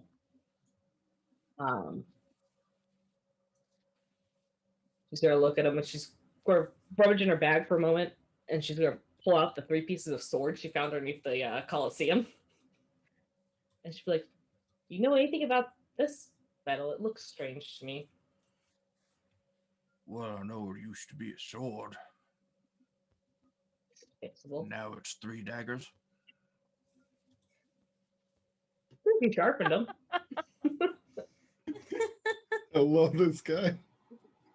Can we keep them? Yeah. Ever and ever and ever. You want it to be repaired, is what you're asking me, yes? Yeah. Is it repairable? Everything's repairable. If you've got a forge, of course. Do you have a forge I could borrow? No. That's our problem. Just the catch. See, well, that's all right. I brought my own. Wait, how'd you start looking around for a forge? Just completely baffled by this. Oh, I guess I have to pull my own out. This guy. He's got like the mini fun forge from Dragon Quest. How would you lug a forge around?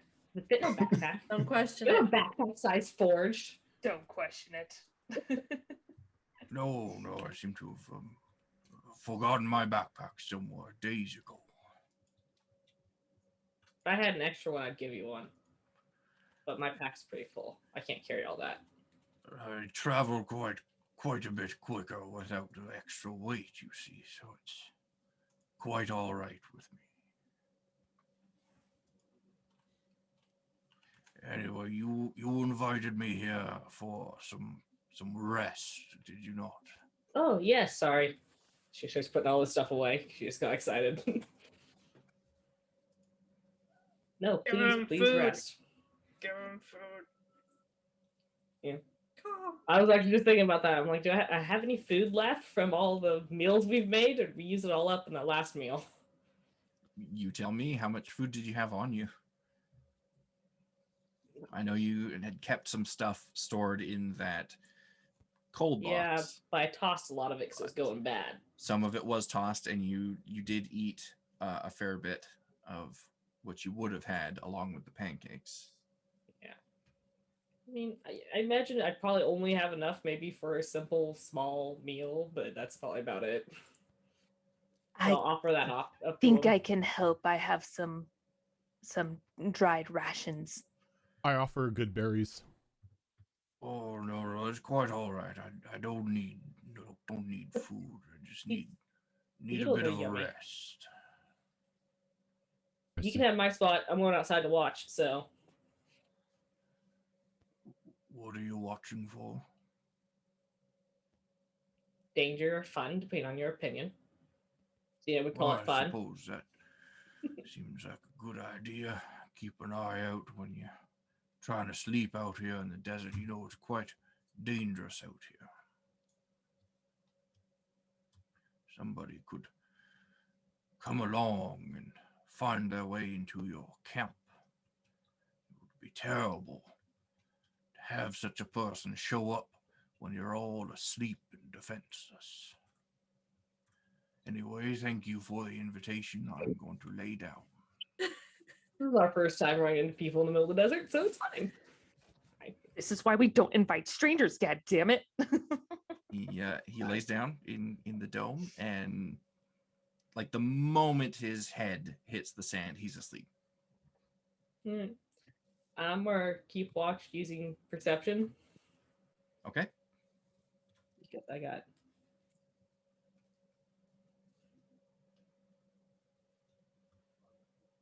That's a 13. You are muted. Yeah, thank you. Again?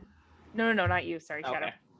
Yixis finds the opposite end of the dome from wherever this guy fell asleep. That's where he's sleeping. I mean, the question is, do you take either spot? Because she would have been towards the middle because she kicks everyone in her sleep. He would have taken whatever spot was warm. That would be the spot. The Be in the middle. Subira has now shifted her, so she's still reading the book, but every once in a while she's just trying to keep an eye out on Isa and this older Gnoll. Okay. So that was a 13 perception and 99 on the percentiles. Damn. 13 and Yeah. 99. To make up for all those goddamn ones you've had. We're just I getting know. right and left. You I find mean- a second wandering, his twin brother. I mean, that was a great roll. The unfortunate thing is that the Smith was 99 to 100. Oh. Okay. Double Smiths. Yeah, We found One's a leather worker. yeah, we found the wandering wandering apothecary. Yes. Yes. By the end of the night, we just find the entire wandering mall. Yeah, the wandering community. I will take that roll and carry it over to some other things that may happen depending on your decisions. How about that? That way you're not losing out on the 99.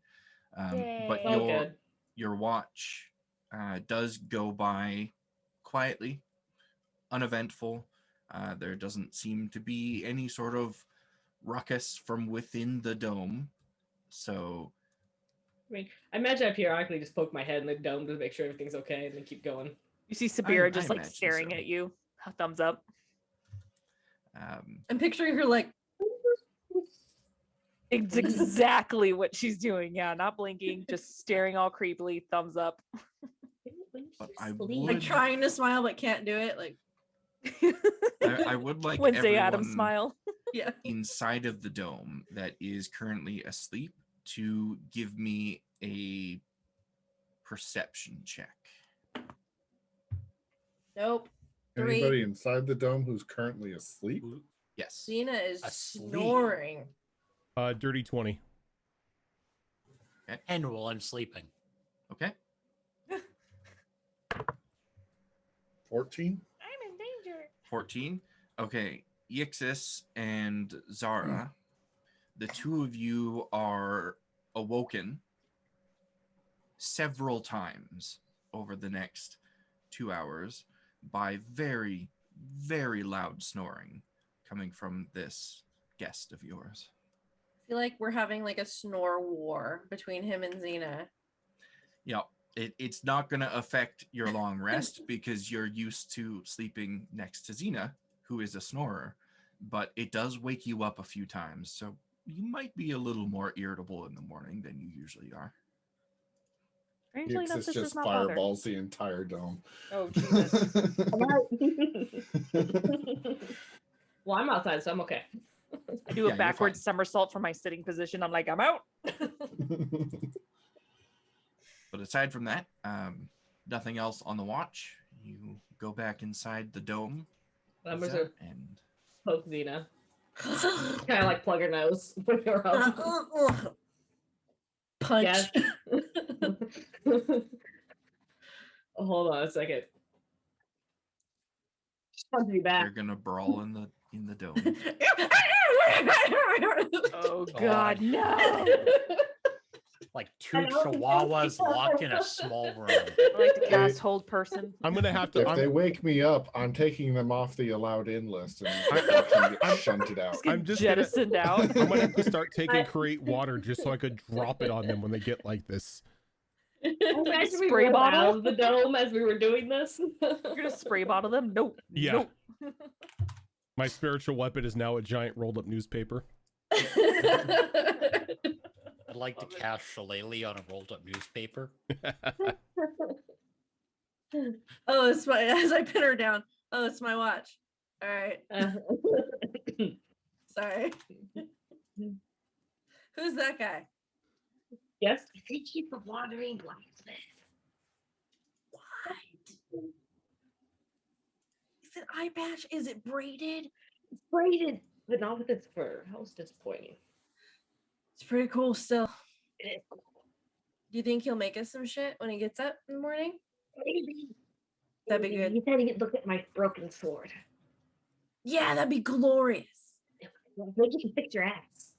Yes. There's the axe. But I have a bigger project. And I'll show her something. I'll go over to my pack real quick and show her the gold clockwork cat paw. I have ideas. What is that? Anyway, get some rest. Get some rest. I'll keep. Why would I handle it. Huh? I don't think she's sleeping. You gotta whisper louder. Stage whisper. Stage whisper. I don't think she sleeps. Oh, she's doing that. She's staring at Yixis again? No, I'm staring at you because you pulled out a mechanical claw thing. What is that? Oh, it was from. She hears things too. She's like real good at everything. I'm like 5 feet away from you. It's a very small dome. Fair. You're not exactly being out quiet. of the dome. We rolled out of the dome. So. But then I did go back into the dome for my pack. Yeah. You can still hear things. I show her the clockwork paw. How magic works. It's just something we killed. I think, was this when we found you? Maybe. Yes, that was is when we found the her. paw of one of the clockwork tigers that was chasing Sabira. Oh, got it. What do you plan to do with that? I want glorious golden nails. Like a gauntlet. Is it made out of gold? It's like bronzy. It's goldish colored. It's close enough. Bronze and gold are two completely different colors. One is more of a brown, the other is more of a yellow. It is gloriously shiny and will be badass on my hand. Sure. Anyway, Carry on. I want to see if the blacksmith can make me like a cool like claw gauntlet thing that I can wear. It's like gold bronzy. So We should I'd probably say feed him breakfast first before we get into all that. I would Just say kinda- be quiet so you can let him sleep so he can do that, but I think the snoring is speaking for itself. Oh yeah, he's he can't out. hear us. I said we can feed him some of your magical breakfast too. Let me hunt something and we can make magical breakfast. Oh yeah, we should hunt Magically something in the awesome. morning. Yeah. All right, go to bed. Go to bed. Yeah. At that point, I'm gonna crawl back into the pack. Quick thing, Xena. Yeah. So Where exactly, and she'll pull out her map. Where exactly did you find that cookware? I don't know. You don't what are remember? These little dots? Do these mean something? These are points of interest. Eva will look over at her map. I'm not interested in dots. And she's gonna point to a spot and she's like, there. You are sure? Yeah, I'm good with maps. Interesting. Okay. And she'll mark it. Was, if I remember correctly, roughly about. Roughly in that region. There. Okay. Out here. Yeah, the girl with a -1 intelligence can't read maps. I would have said the same thing, except the fact that my Outlander background gives me map. Yeah, I don't have that. So it's fair. Thank you. I will make note of it. You're welcome. And then in traditional Issa fashion, when she climbs back into the pile of gnolls, she's kicking someone and then going to sleep. Because she kicks people. You can go on your watch now. I no longer need your services. Yeah. I think it's time.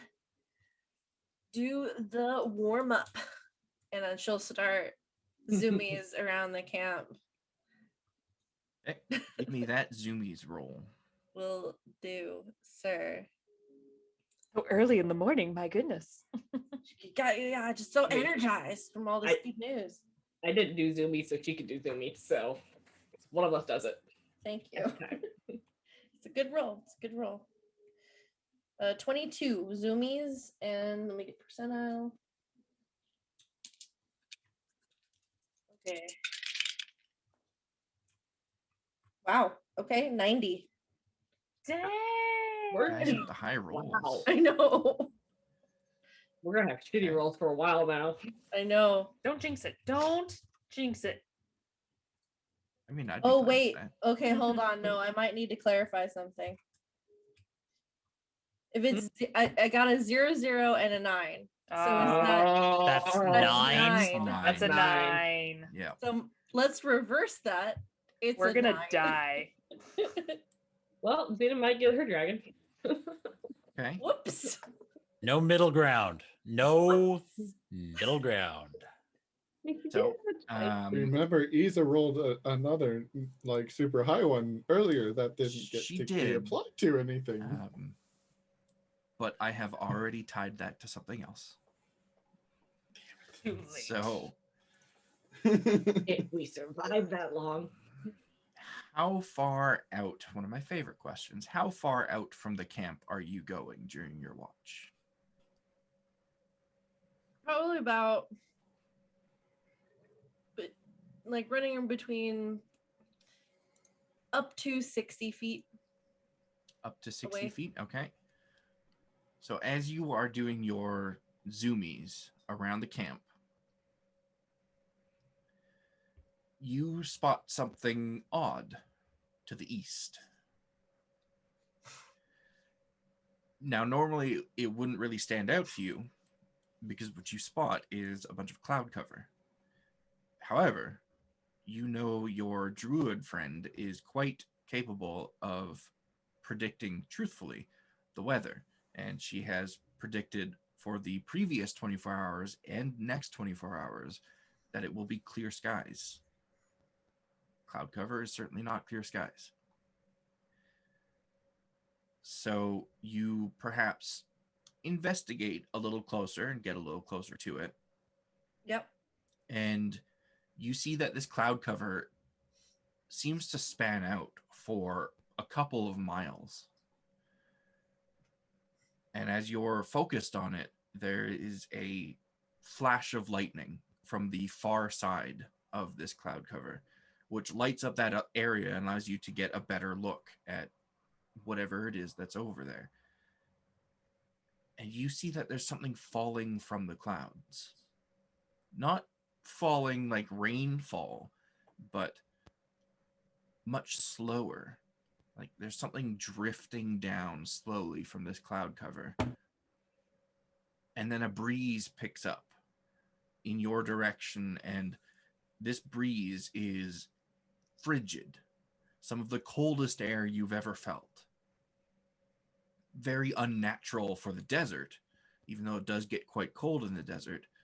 This is much, much colder, and very, very unnatural for this time of year.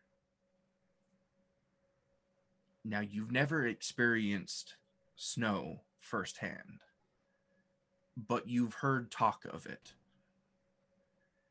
And everything that you know about it leads you to believe that what you are seeing falling from these clouds is snow in the desert during the warm time of the year, in about a 2-mile diameter.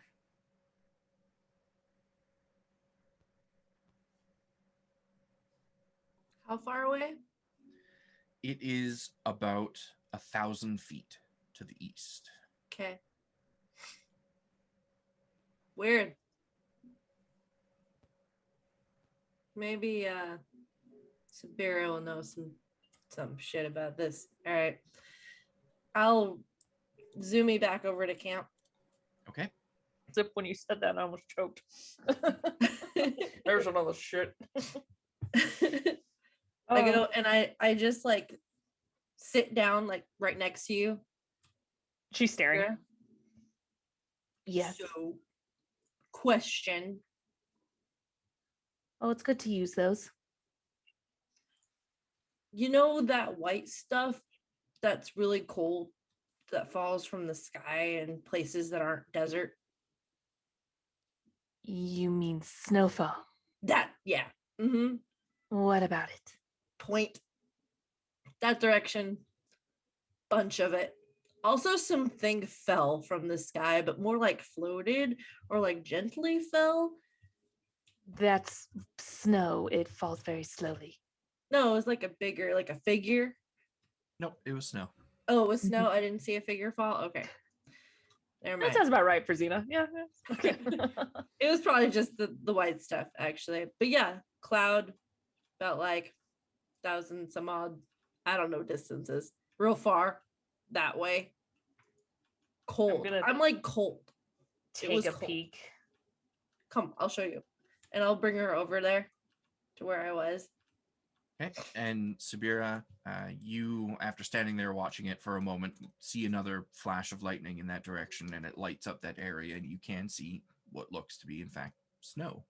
See? And the air around you is significantly colder than the air around your dome. And a breeze is beginning to pick up that is, just as Xena said, frigid. What the heck? What is this?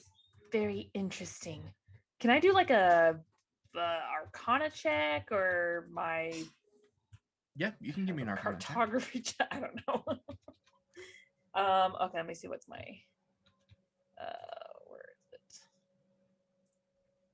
Oh, I don't know why I didn't think I was proficient in Arcana, but I am. Yay! Okay, that's not bad. 15. 15. It's difficult to identify from this distance whether this is a natural phenomenon or something that someone created, but you do know, with your knowledge of magic and the arcane, that there are items that exist that have the ability to manifest or control weather, and you know there's also spells that exist that can change the weather in a region, and even in a desert like this, change it from hot blazing sun to frigid Arctic. Well, I don't think we have too much to worry about as far as the cold weather. However, it may have been conjured. Just a guess. Oh, what? Sorry. Spell stuff. Ah. Yeah. Okay. Yeah, Cassius did it. So when I say conjured, spell stuff. Yeah. What does that usually mean? It's magic shit. That someone weird. That someone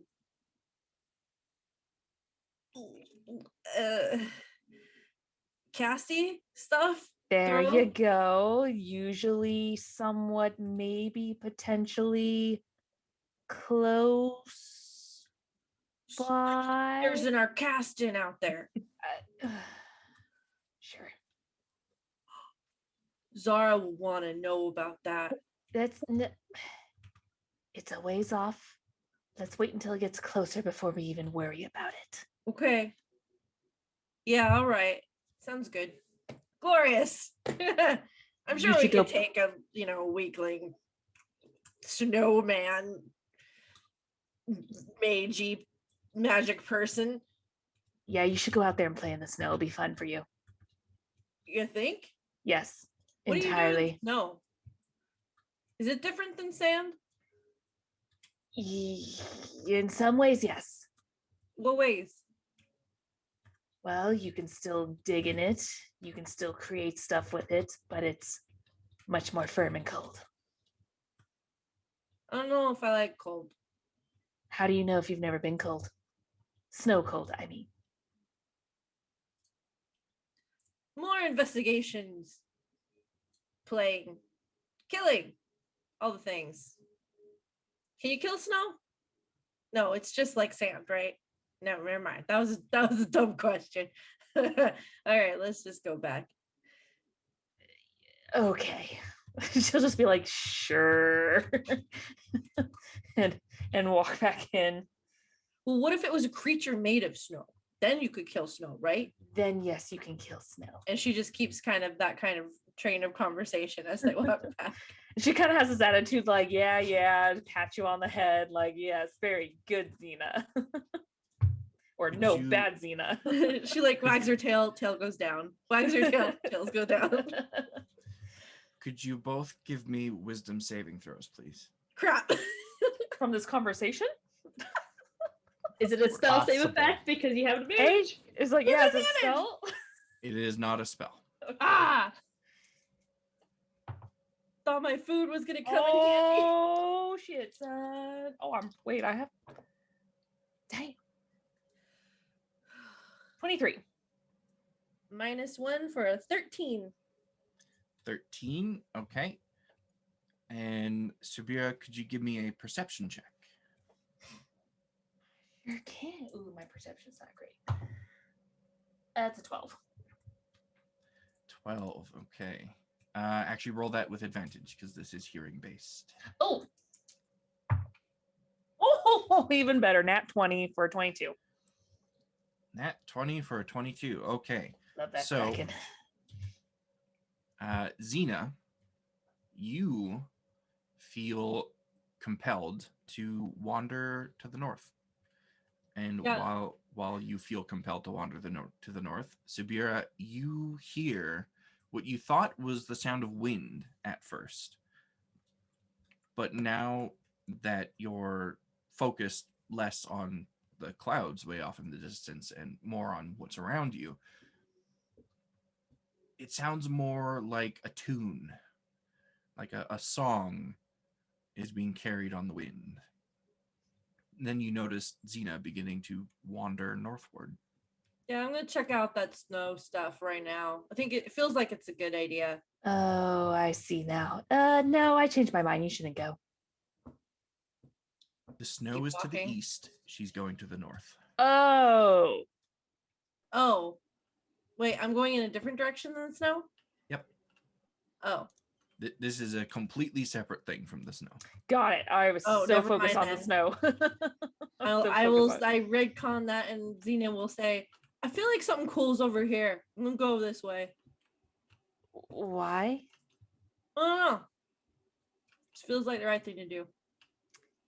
Yeah, and I feel uncomfortable about this whole situation. I highly suggest we do not do that.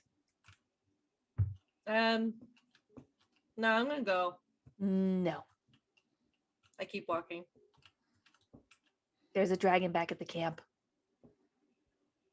You know, going to the north just feels more important than a dragon right now.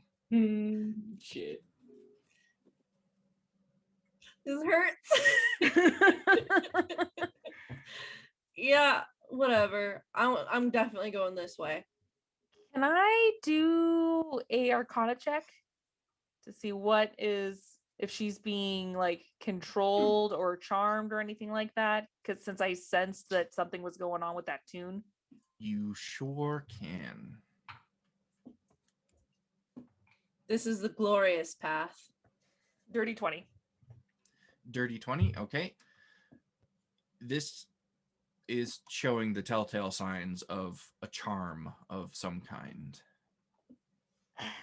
Especially now that you realize there's some sort of tune on the air.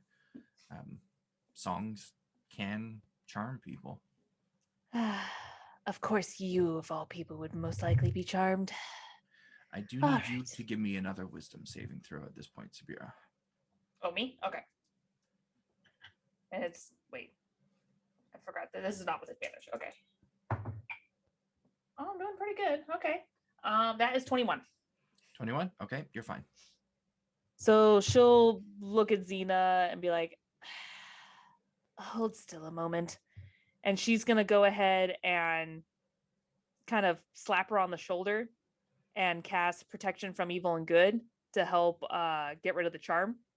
Okay, and bring that up in the chat for me, please. I sure can. Let me find it.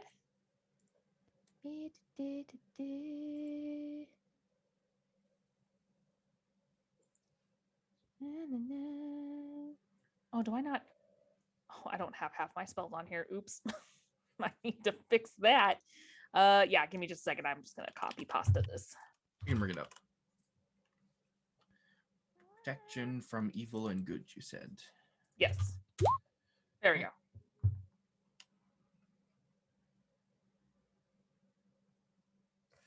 Creatures of those types have disadvantage on attack rolls. Target also I am so charmed, sorry. This is what I need to by do. I apologize. That's why it's not on there. I will go ahead, instead of slapping her on the shoulder, I'm going to pull out from my bag this this very beautiful metal branch that has these little bells hanging on it, and I'm gonna wave it in front of her face and very gently have the bells jingle and chime, and as the chime kind of fills her ears, it's gonna cast protection from good and evil. Okay. I forgot that was what it was. I was like, why isn't it on my spell list? That's why, it's an item. So, protection from good and evil. It's a very, very good spell that protects you from almost everything from aberrations, celestials, elementals, fae, fiends, and undead. The source of this charm comes from none of those creature types, which is really unfortunate. So the charm persists, and Xena continues to the north. Oh, Cool stick. I'm still going this way. Cool stick. all right. She's gonna begrudgingly go back to the dome, and she's gonna kick Iza and Zara awake. What? Your friend is under a strange charm that I cannot break her from. Can you go fetch her? She's going north. Define friend. I'm around. I'm out. Your She's flying Xena, away for them. the one that keeps saying glorious. I'm out of the dome and I'm after Xena trying to catch up to her. She is under a charm, so be careful. Just bring her back here as quickly as possible. Knock her out. Gotcha. I do not have the strength to do that, which is why I wanted at least this one. And she gestures over to Iza to do that for her. There anymore. She's gone. She's Okay. gone. Yep, she runs out after Iza. Okay. So by the time Zara exits the dome, Iza, you've already spotted Xena. I mean, she has been going to the north this whole time, but they were only about 60 feet out from the dome to start with, so it's not too far. I do, however, need you, Iza, to give me a wisdom saving throw. And then just to add on to that, because she wanted someone to kind of chase her down with the strength at least. So after she does that, she's going to go ahead and wake Yixis as well. Okay. I will use my inspiration that I don't remember where I got it from a long time ago, but I have had it like ever. When Zara exits the dome, how far is Xena out? Xena is sprinting, so point about 120 feet. Perfect. That's the range. That's the range limited spell. So you cannot see her from immediately exiting the dome. Okay, so as soon as Zara can see her. And that was a 14. A 14? Okay. Iza, you also now suddenly feel compelled to continue to the north. You don't know what Xena is doing, but whatever it is, she's got the right idea. I think Xena's right. We need to go this way, and we're trying to catch up with her. Okay. Right, At this cool point, stuff this way. at this point is when you spot both of them, Zara. All right. So as soon as if I'm still within at least 120 foot range of Xena, I'm going to cast Dispel Magic. Okay. Just double check this. Which is why Subira was going to wake up Yixis too. She lacks a magical ability to assist. Okay. So you spot Xena, who is the furthest away at this point, but still within that range, and you cast Dispel Magic on her. And she continues moving to the north.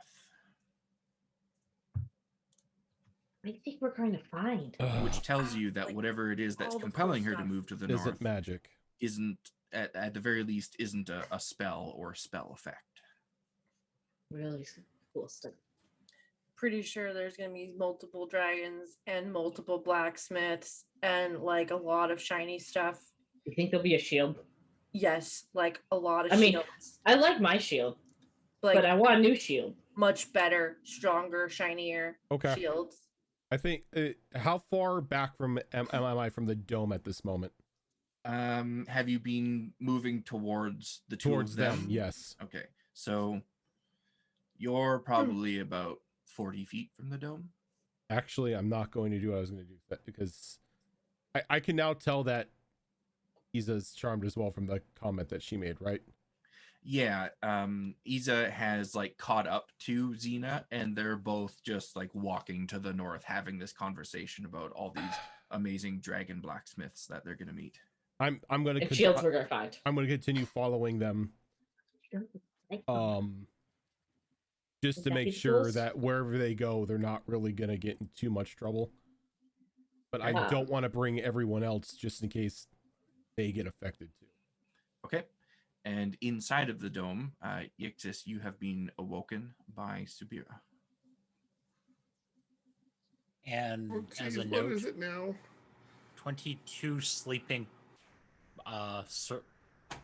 perception. Perception. To hear the commotion. Yeah, you hear Subira's not quiet.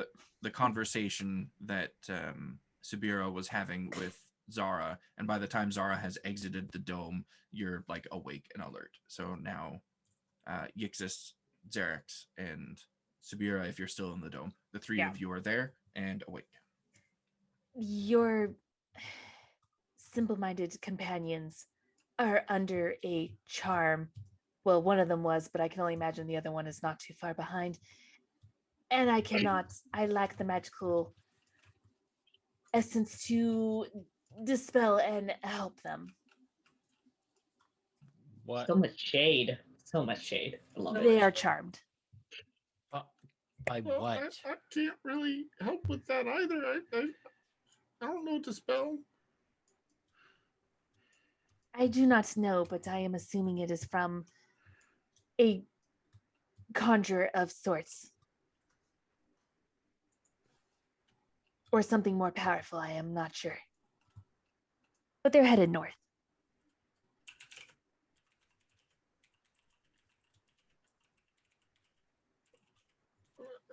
Okay, I don't know how to help them. Would you like us to stay here and let them wander? I'm okay with that. No, they're my friends. Then we should go. What about him? Is the blacksmith still sleeping? Oh, yeah, he's deep asleep. He'll be fine.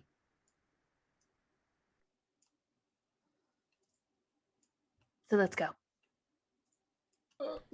Mr. Blacksmith? Mr. Blacksmith? Like he doesn't even hear you. Oh, I hope he doesn't get mad when he wakes up and the dome's not here. Okay. Well, hopefully this doesn't take too terribly long. From seeing that the dispel magic didn't work, can I use my magic monocle? What is that? The vital spectrum. Oh, yeah. The vital speculum, yeah. It has a charge on it. If it has a charge available, you know that it basically negates everything that is affecting a person. All right. I don't have one of those. I'm gonna use it on Isa. You use it on Isa, okay? And that is easy enough to do. You hold it up with her in your sights and spend the charge on it. And Isa, you suddenly feel free from the urge to go north. I don't have to roll. Your senses do return to you. At this point, I do also need Zara now to make a wisdom save, though. Zara will make a 23. Okay, you are fine. I'm going to no, she can't remember his conversations they had, so I'm just going to, they said to just bring her back, knock her out. So I'm going to more clock Xena with a surprise attack and try and knock her ass out. Xena's not expecting it. She thinks we're having a great conversation about cool stuff we're going to find. The corgis are going to fight again. Oh, okay. So I mean, I do want to note she did bring her shield out because that's a reaction for her. She always just grabs her shield. So as Zara sees like the blow starting to go, she's gonna just yell out, "Use your lens!" Oh, and it's not charged. Okay, so killer. make that surprise attack against Xena. I'm not trying to kill her. I'm just trying to knock her out. Yeah, it'll be non-lethal damage. Sorry. And since it's a surprise, it's at advantage. Ooh, take that. That's a natural 20. Natural 20, okay. So go ahead and give us that brutal critical damage. Ow. You're clocking me good. Yeah, with my shield too. I don't have Revivify. Non-lethal. 8 plus strength is just a minor. Oh, and I get proficiency, so no, not non-damage. So the that's brutal critical 12 will be max on plus the die, add the modifier twice, and then roll again. 12, so that's 16, 23. Okay. So Xena, you suddenly take 23 points of shield damage to the back of your head. Now since I was last watch, did I get full rest? You did not. No. A long rest is 6 hours of sleep plus 2 hours of non-strenuous activity. Okay. So at the end of the 8 hours is when all those long rest effects kick in. All right. So how much was it? 20 something? 23, I believe. Okay. Ouch. And let me just read. And I'm gonna be like, what? Here. Like, okay, since I'm charmed, like, how much of myself do I have? Do I just have this compulsion to keep going forward? Like, I'm still myself, but you're still yourself. You just have this really strong desire to move to the north. I mean, if something or someone gets in your way and is threatening your life, you're not just gonna like walk past them and let them shank you. Mm-hmm. You're gonna defend yourself. But my main priority is just going there. Yes. Right. Okay. So I'm just gonna try to shove her out of my way and keep going. Just like knock her prone, I guess. Okay. Give me a strength roll. So the D20 plus your strength. And I believe this will be plus your proficiency as well.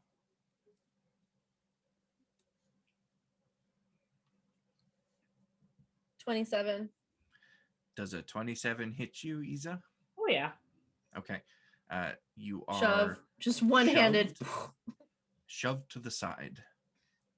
Would she be technically leaving my attack range? She technically would. Did I knock her prone though? Oh, almost. Actually, yes, that was your goal, wasn't it? Mm-hmm. Isa, give me a dexterity save. Dexterity save. I don't think I can be at 27 either, but if I remember correctly, all of our no, I'm sorry, it was advantage with saves against spells. Never mind. Yeah. 15. 15. The DC was 16. So as you are pushed to the side, your foot catches on some surprisingly dense sand, and you stumble backwards onto the ground as Xena continues forward. As she moves, though, I can still make an opportunity attack, right? Not quite finished. Isa, you've only rolled one wisdom save for me, right? Could you roll a second one? It's pretty messed 20, up. Dirty 20. Dirty 20? Okay, you are fine. You do not have the opportunity to make that opportunity attack, however, as you were kind of brushed to the side as Xena was continuing to move forward, so she was kind of leaving your range as you were falling. And I'm out of my way. Get up, I'm going to grab my shield, I'm going to run in front of her, and then I'm going to use my shield shove, just shove her back 5 feet towards the encampment. So as you are getting up, Zara, what are you doing? These lenses only have one charge. Yeah, it has one charge. One charge, yeah.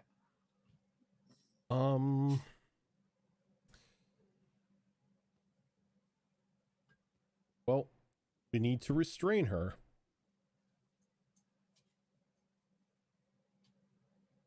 What kind of save is this? Yeah, I'm not even gonna try that. I was gonna cast Entangle, but it's like, yeah, no, that's a strength save. That ain't gonna work. There should still You can be roll one out. person in the party that has one that has a charge. There is. Yes, and we will get to Xerax, Sabira, and Yixis right after Zara. Mm-hmm.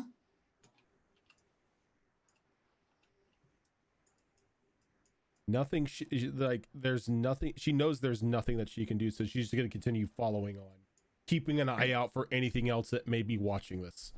You can give me a perception check while you're following. That's going to be a 15. With advantage, sorry. Oh, with advantage? Yeah. That's going to be a 15. 15, okay. That's enough at this distance. You also pick up on the same thing that Sabira did. There seems to be a tune that is carried on the wind. It seems to be coming from like all around you, though. No discernible direction. And on that, Yixis, Sabira, and Xerax, what are you up to? Chasing after. Figure out which way they went and chase. They went the to dome the north. and the dome falls. Yeah, the dome fades away. A little bit of sand that had collected on it trickles to the ground. Some of it falls on top of the smith. He doesn't notice.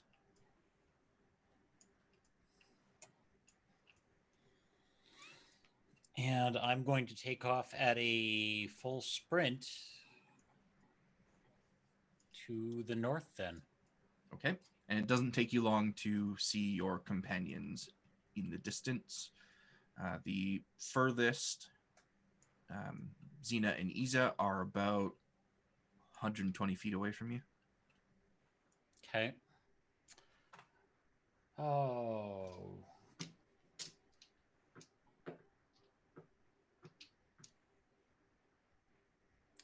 I'm going to close another 60 feet if possible.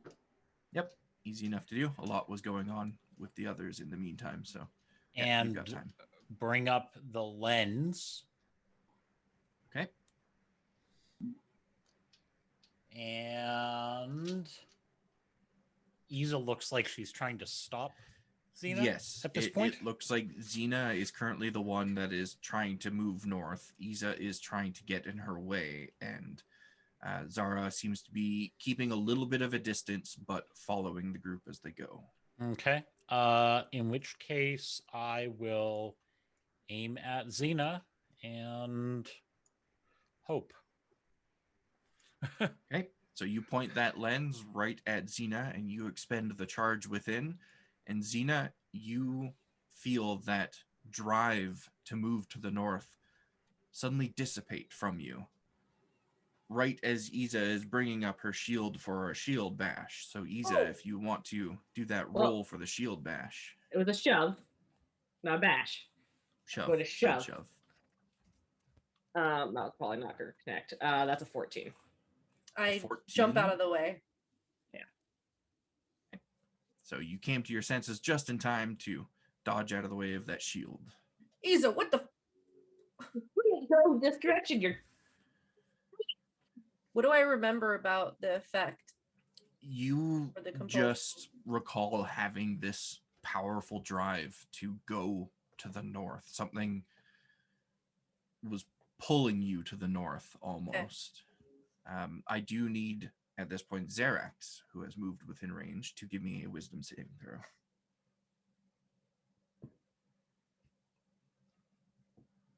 I might have to beat Xerax with my shield next. That's not bad. That's an 18. An 18? Okay, you're fine. I don't know why did I want to go that way? It doesn't make sense anymore. They said you were charmed. Can we all head back, please? Is this more magic shit? This is so unglorious. Let's go back. Ugh. I'm sorry I hit you. Did you see the snow? There's snow? Yeah. Hey, focus. Focus. Where's the snow? Yixis, you were with Sabira, right? Yes. Could you give me a wisdom saving throw? Before he does, because I was planning on doing this anyway, she's gonna go ahead and firmly clasp her hand right on his shoulder, and she's gonna whisper to him, "Please get your simple companions away and back, please," and cast intellect fortress on him. Okay. Let me pull this up. Never heard of that one. It's from Tasha's. Cool. I love a lot of Tasha's spells. Yeah. Okay. I'm obsessed with Tasha's spells. That will certainly give you advantage on this wisdom save, Yixis. That's probably a really good thing. Originally was going to do it on Xerax, and I was like, oh, well, he's should be proficient at least in the saving throws for wisdom, so I think we might be okay. 18. What kind of nonsense are you spewing? But you also rolled terrible, so, you know, what do I know? Guys, come back. I'll redo the dome. We'll be better off in there.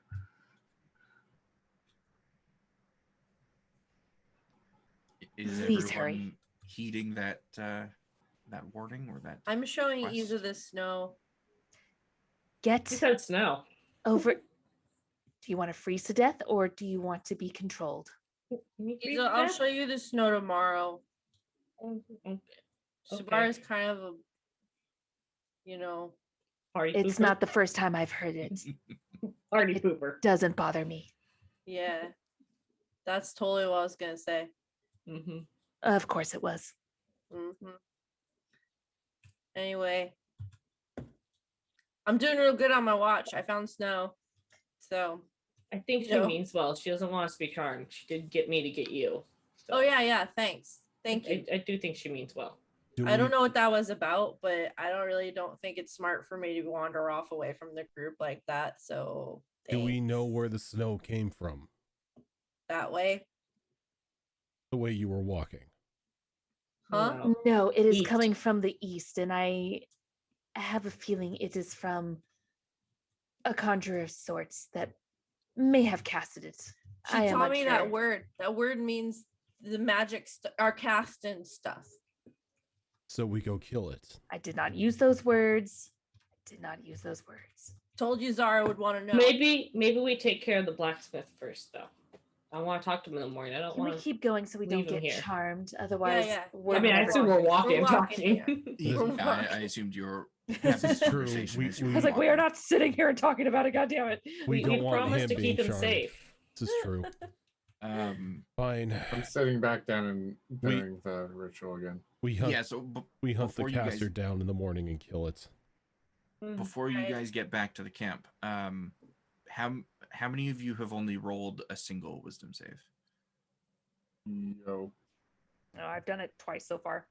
Okay, so Zara, Yixis, Xena, and Xerax. If you could all give me wisdom saves one more time, please. Yixis, you are still at advantage. That one's a 22. Which dice? Please don't tell me that was a 1, Xerix. All right, Zoro, I'm using a dice you gave me. It's your fault. Okay. Oh, yeah, I take full responsibility. Nat 20 for a total of 23. You held up your finger and I thought you rolled a 1. Nat 2 for a total of 6. Hey, it wasn't a 1, therefore not Yeah, my 5. responsibility. 5. Okay, so the group has this conversation as they are walking back to where your camp was, where the smith is still asleep, and Zara and Xena just kind of turn on their heels and start heading to the north again. Can I react to tackle Xena? You can react to grab at Xena as she walks out of your range. Yeah, I'll grab at her. Or better yet, can I just hit her with my shield and use Sentinel? I mean, you stop her from moving for 6 seconds. It would stop her for 6 seconds. That's fine. That's a natural one. I don't hit her. I'm gonna turn around. A natural one, you say? Yeah. Oh, With your shield, you say? Oh no. Poor Yixis. Standing Xena. next to you. Someone's gonna get violently booped in the snoot. Xena, you got hit pretty darn hard in the back of the head by that shield earlier. And oh no. You see Don't as break you my begin shield. to head to the north, that shield is coming up once again to strike you in that same spot in the back of the head. And you just don't want any part of that. Somebody comes at you with a shield, what would you do? I'm gonna whack it. Okay. Give me a straight D20 if you would, Xena. Okay. I would like to point out that the shield has the solvent glue on it. The sovereign's glue on it. Oh, you're lucky. You're lucky I'm rolling like crap right now. That's not lucky. That might not be lucky. So, I mean, I still have... It was just a straight D20? Nothing, no modifiers? Straight D20, yep. That's a 9. A 9, okay. Roll a D4 for me. Nope, a D6. 9! A D6? Yeah. Okay. 4. 4. Does that shield have any negative modifiers to it at the moment? No, the solvent Okay. got rid of that. Or the glue. Okay. And if I remember correctly, the solvent was used to like reinforce the perimeter of it, basically, right? You use like metal bands from one of the Clockwork Tigers, if I recall correctly. Okay, so the metal bands hold strong as Xena quickly turns around, brings her arm up to strike at this shield.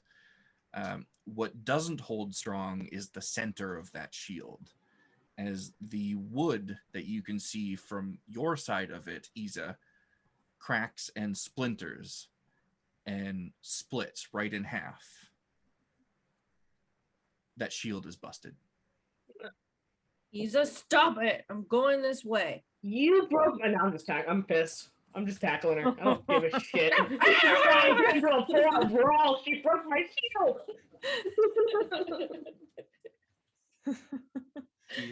Is anyone... I'm not pulling any punches. Is anyone trying to stop Zara while Isa is stopping Xena? Actually, I was going to reach out and grab Zara by the scruff of the neck and start walking back to the camp. Did anyone notice that Zara would leave or Zara left? Yeah, you were both, or okay. We you were all as a group together. headed to the camp, and the two of you stopped and turned around and started going to the north.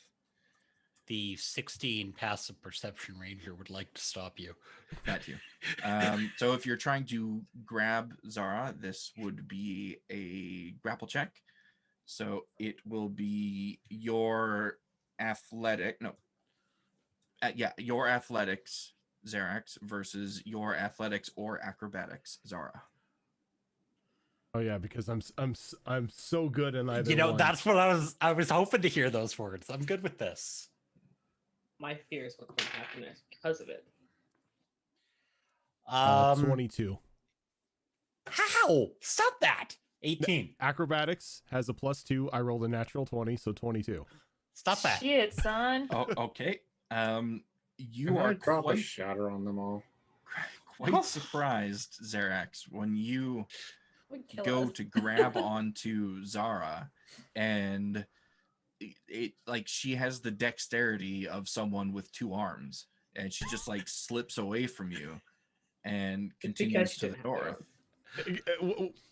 Did you like have the arm? He was try to expecting an arm to grab, and it wasn't there. Yeah, you really have to grab her arm, and it was the missing one. Yeah, I forgot. Look, it's the middle of the night. It's dark out. I think noticing that somebody's now trying to impede her movement, she's just going to cast Entangle behind her and just continue on. That's unfortunate. Subira will just like point out her finger at her dead stare like she do, and she's gonna like, let's not do this, and counterspell. Okay. and that The is a party's three against each versus a other. 1, so entangle does not go off. Yeah. And while the magicians are yelling at each other, Isa, what were you doing to Xena after your shield broke? She's pissed. She's going in for claw attacks, and she's going to use both of her attacks. So are you going to actually attack, or are you still trying to stop her? Oh, No, hold on she's still on one attacking. second.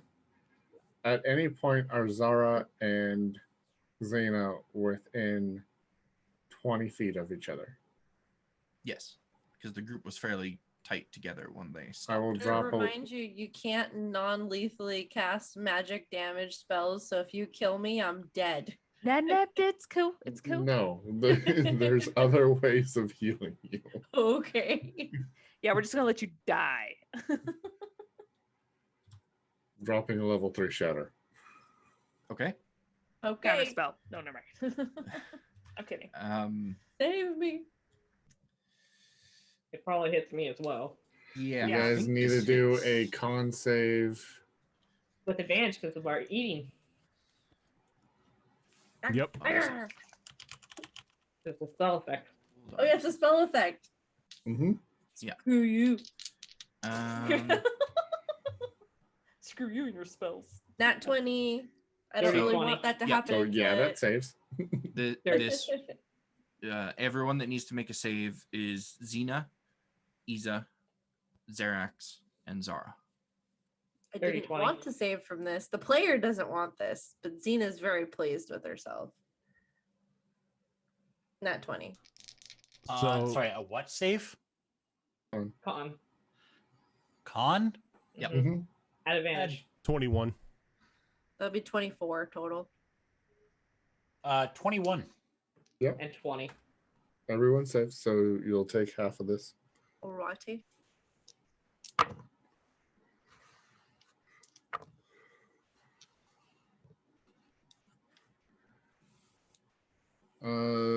So it's going to be 18 points of damage, so everyone takes half 9. Okay. Xena's looking like some blood is like dripping. So I'm going in added. for 2 claws attacks. Okay, do I get a retort here? Yeah. Xena's So not gonna just let this I happen. honestly wasn't expecting it to escalate to this point, which is why I didn't put an initiative. We need to tracker drag up. their bodies back to the damn camp. Man, at this point, do we want initiative? Xena's Yeah, just gonna she's not gonna try that hard because it's still her friend, but it's just she's pissed that her friend is in the way. So she's just gonna try to sucker punch her out of the way. Yes. And you can do that before Isa gets her attacks off because you have not had a turn yet. 23. 20 hits. 6 Definitely. points of bludgeoning damage and a snarl out of Xena. Back off.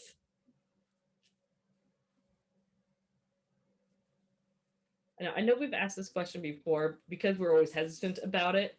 During the resting periods before we went down for our nap, or the fact that we were sleeping for, I did manage to get 6 hours of sleep. No, not 6, 4 hours of sleep. 4 hours of sleep so far. Yep, for you. Would I get the effects of a short rest? Yes, I would say yes. Okay. I'm not only going with my 2 attacks, I'm going to action surge and hit her with 4 attacks.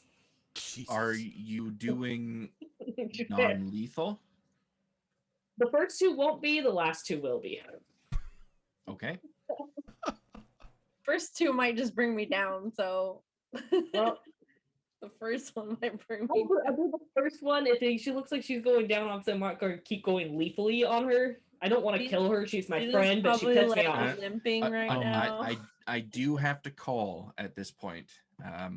You did state the first 2 are normal. The second 2 are non-lethal. Well, the first one doesn't hit with a 12. I think when she gets hurt, she's probably just gonna bolt off in a full sprint. Okay. The second one was even lower at 10. Yep. Dodge. Fucking dice. Why are you gonna work for me?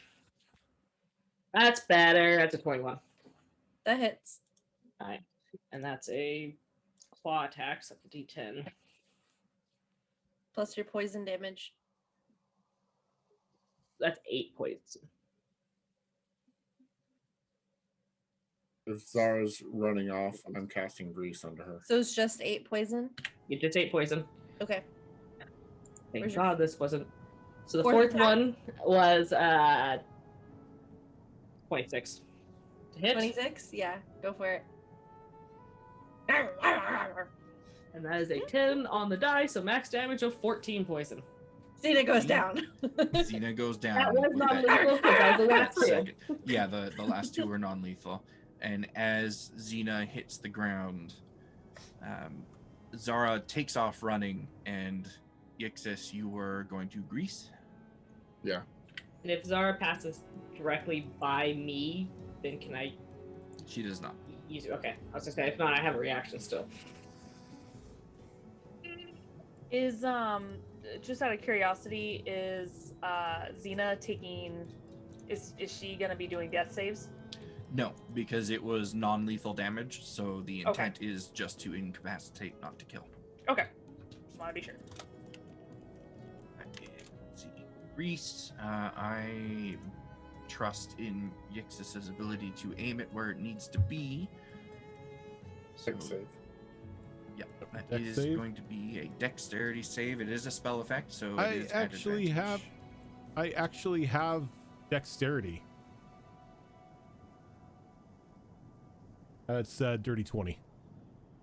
Yep, Rolled an 18, dex of 2. How far away is Zara at this point?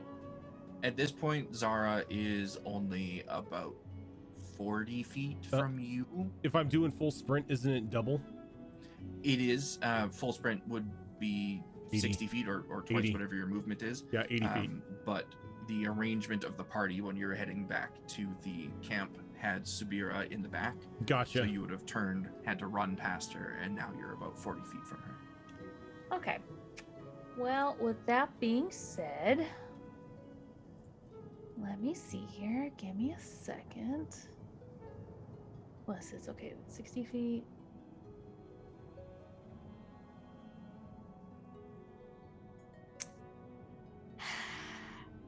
Yeah, at this point, she's thinking we're gonna have to knock some people out for this to work. She's gonna go ahead and cast. Let's see if this works. Mind Sliver. Okay. Hurt her with her brain. Stop hurting my brain. I need that. You have to make an intelligence saving throw. That's only a 16. I'm sorry, a 17. I have a plus 1 to 17? intelligence. Okay, you do make it. Let's see here. Crap, no, yeah, you make it. Nothing happens. Yep. Can It I is call out the to downside of cantrips. How Okay, close am well- I to a dune? The closest one is probably about 80 feet in front of you. Wait, in the direction I you're have headed. I have sand underneath me, right? Yes, you do. She's gonna leap at the sand and wild shape into a snake and tunnel. Okay, so as you are leaping up, Xerax and Iza, you have an opportunity to do something.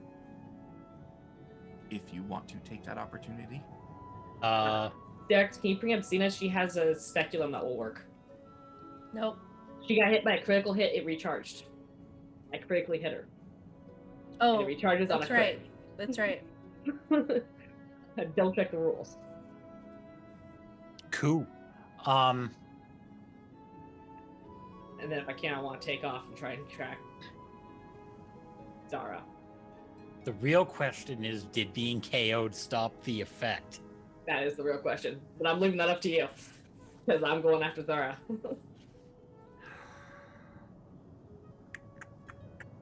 She's just unconscious. She's not dying. Right. Yeah.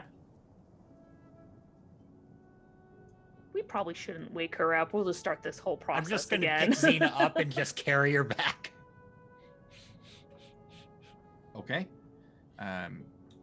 So at that point, Iza, as you are running towards Zara, you wild shape into a snake and you burrow into the sand as soon as you hit that sandy desert floor. And snakes have a burrow speed of, I want to say, 10? Something like that, yeah.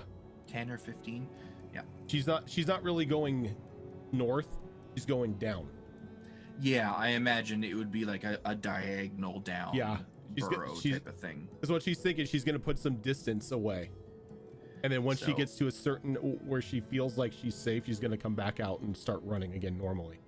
Okay, so by the time you burrow down about 10 feet, Isa, you reach the spot where you saw the snake burrow into the sand. Digging down, trying to catch it. Okay. You are free to dig as long as you want. It won't reach the snake with a burrow speed of that. But can I dig fast enough to keep a trail on where the snake hole is going? It is sand. It is sand. Yeah. I'm gonna say no on that one. If it was soil, it would be a different story. But sand is just gonna collapse back in on itself. I will probably stop and I will watch for the snake to reappear. Sabira will keep an eye out too. Where I kind of stand where I kind of get out of the hole I dug and stand there and watch north direction because I know the direction it wants to go, and then watch for the snake. Okay, so Xerax is taking Xena back. Sabira and Isa are watching where the snake went down and looking for its reappearance. Yeah, specifically Yixis, the north. Is there anything you can or want to do at this point?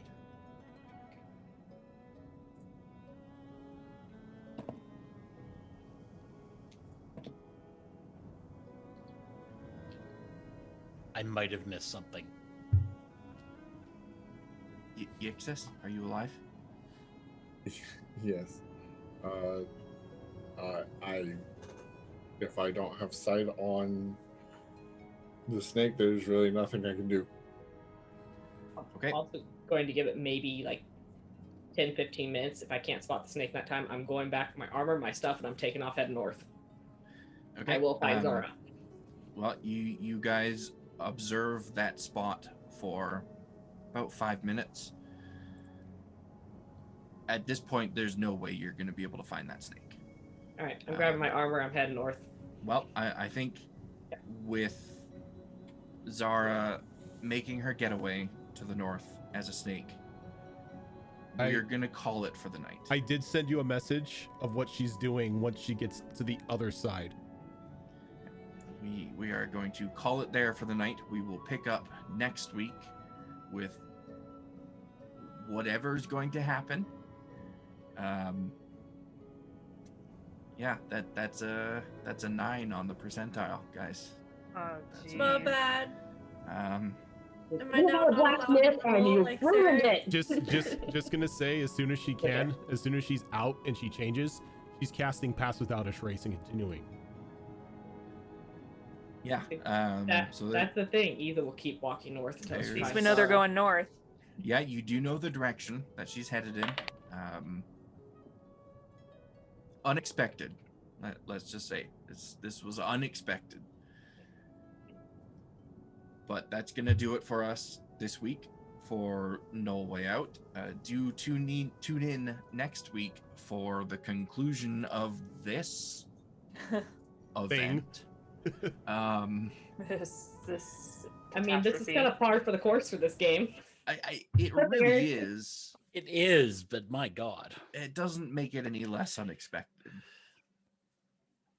Like, I thought for sure you guys were all just going to save against the DC for this. It was a DC 15.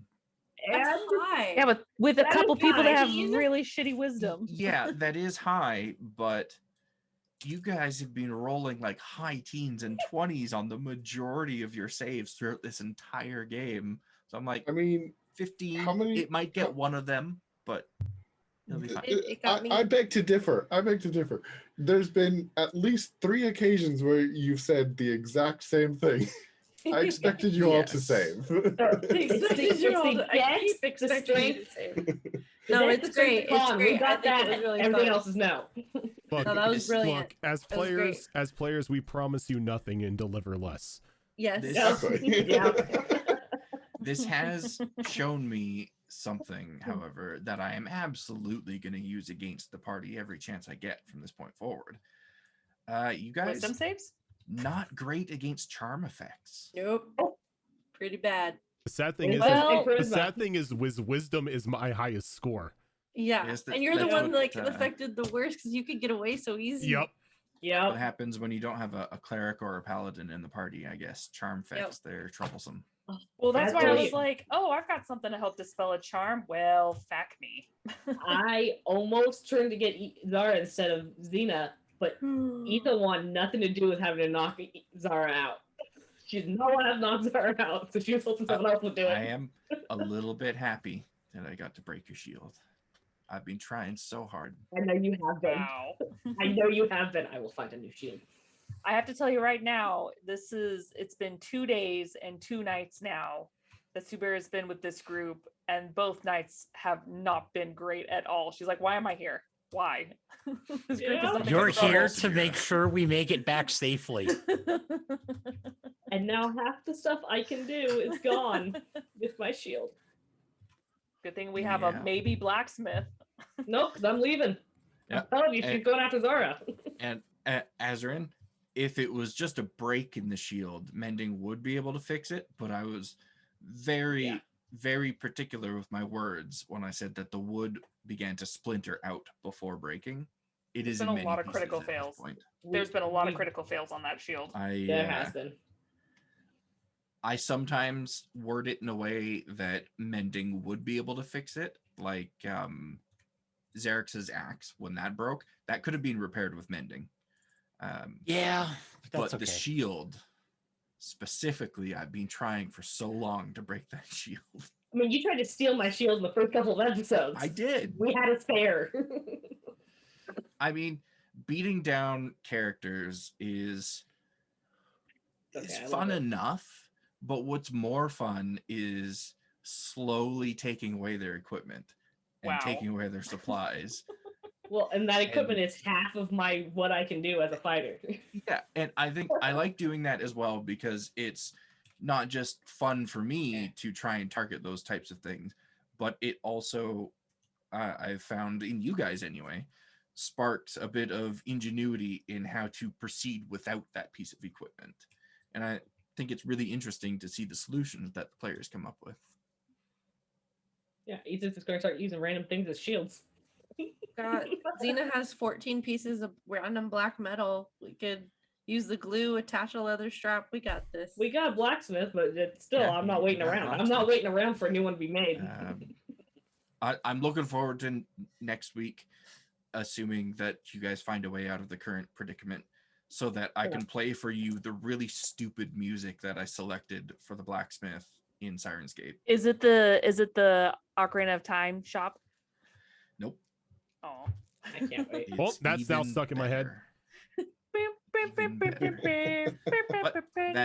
that will have to wait until next week. This is not the only show that we do on this channel. Every week we also have a show on Tuesdays. In fact, tomorrow I believe we are beginning to approach the end of Into the Wildlands. Oh, you think so? Well, that's what you said like 2 weeks ago. Yeah. Things changed. And then we had a death cleric who touched the Lord. Everything has changed. Oh, I need to finish that episode. Oh, things definitely have changed. So tune in tomorrow for whatever is going to happen over there on Into the Wildlands. On Saturdays, we have alternating games. Withered Wastes starting at, I still need to change that command. It's 11:30 a.m. Pacific. And Wayward Wanders on the other Saturdays, which starts at 12 p.m. Pacific. This Saturday is the next episode of Withered Wastes, so do tune in for that. We are approaching a dancing episode, so that's going to be good. dancing episodes are Not always gonna good. lie, I forgot how that ended. There's also the thing spinning up on Discord as well. Yes, Yeah. and Azurin is getting a PvP game going on Discord. He is looking for more players, so if you're interested in that sort of thing, talk to him for more information and get into our Discord in order to become a part of that. And I will drop the If you are Discord. unfamiliar what that is a play-by-post, which means Yes. you can play at your convenience on Discord. Sometimes I chat. forget that not everyone is 40 years old and doesn't know. Not what everyone PvP grew is. up in the age Yeah. of muds and did that entire thing. So I haven't done that in so long. Yeah. Since like Yes. high school. yeah, say exactly. middle That's school. why I was like, The day- maybe we should clarify. The day Yeah. of AOL chat room mass Oh RP. my god, yes. I'm excited. Oh my god. I used to do like role playing, and it was the same thing. You'd get some friends on, AOL Instant Mhm. Messenger, or whatever, Yahoo and just groups. do the talking. Oh, it was Yep. fun. I did Yahoo groups. Coming soon to our Discord. Yeah. Yeah. Yahoo groups, Gaia But yeah, Online, so- for any of those who remember that. Yeah. So that Pathfinder, as well as any spots for the I almost said Wayward Wanderers as well on Saturdays. Yes.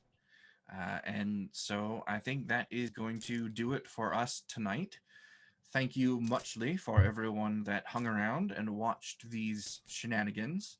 I'm glad that somebody finally rolled high enough to bring in the Smith. I've been wanting to introduce him to you guys since you guys created him. So that's going to be really fun next week. And tune in tomorrow for Into the Wildlands. Thank you.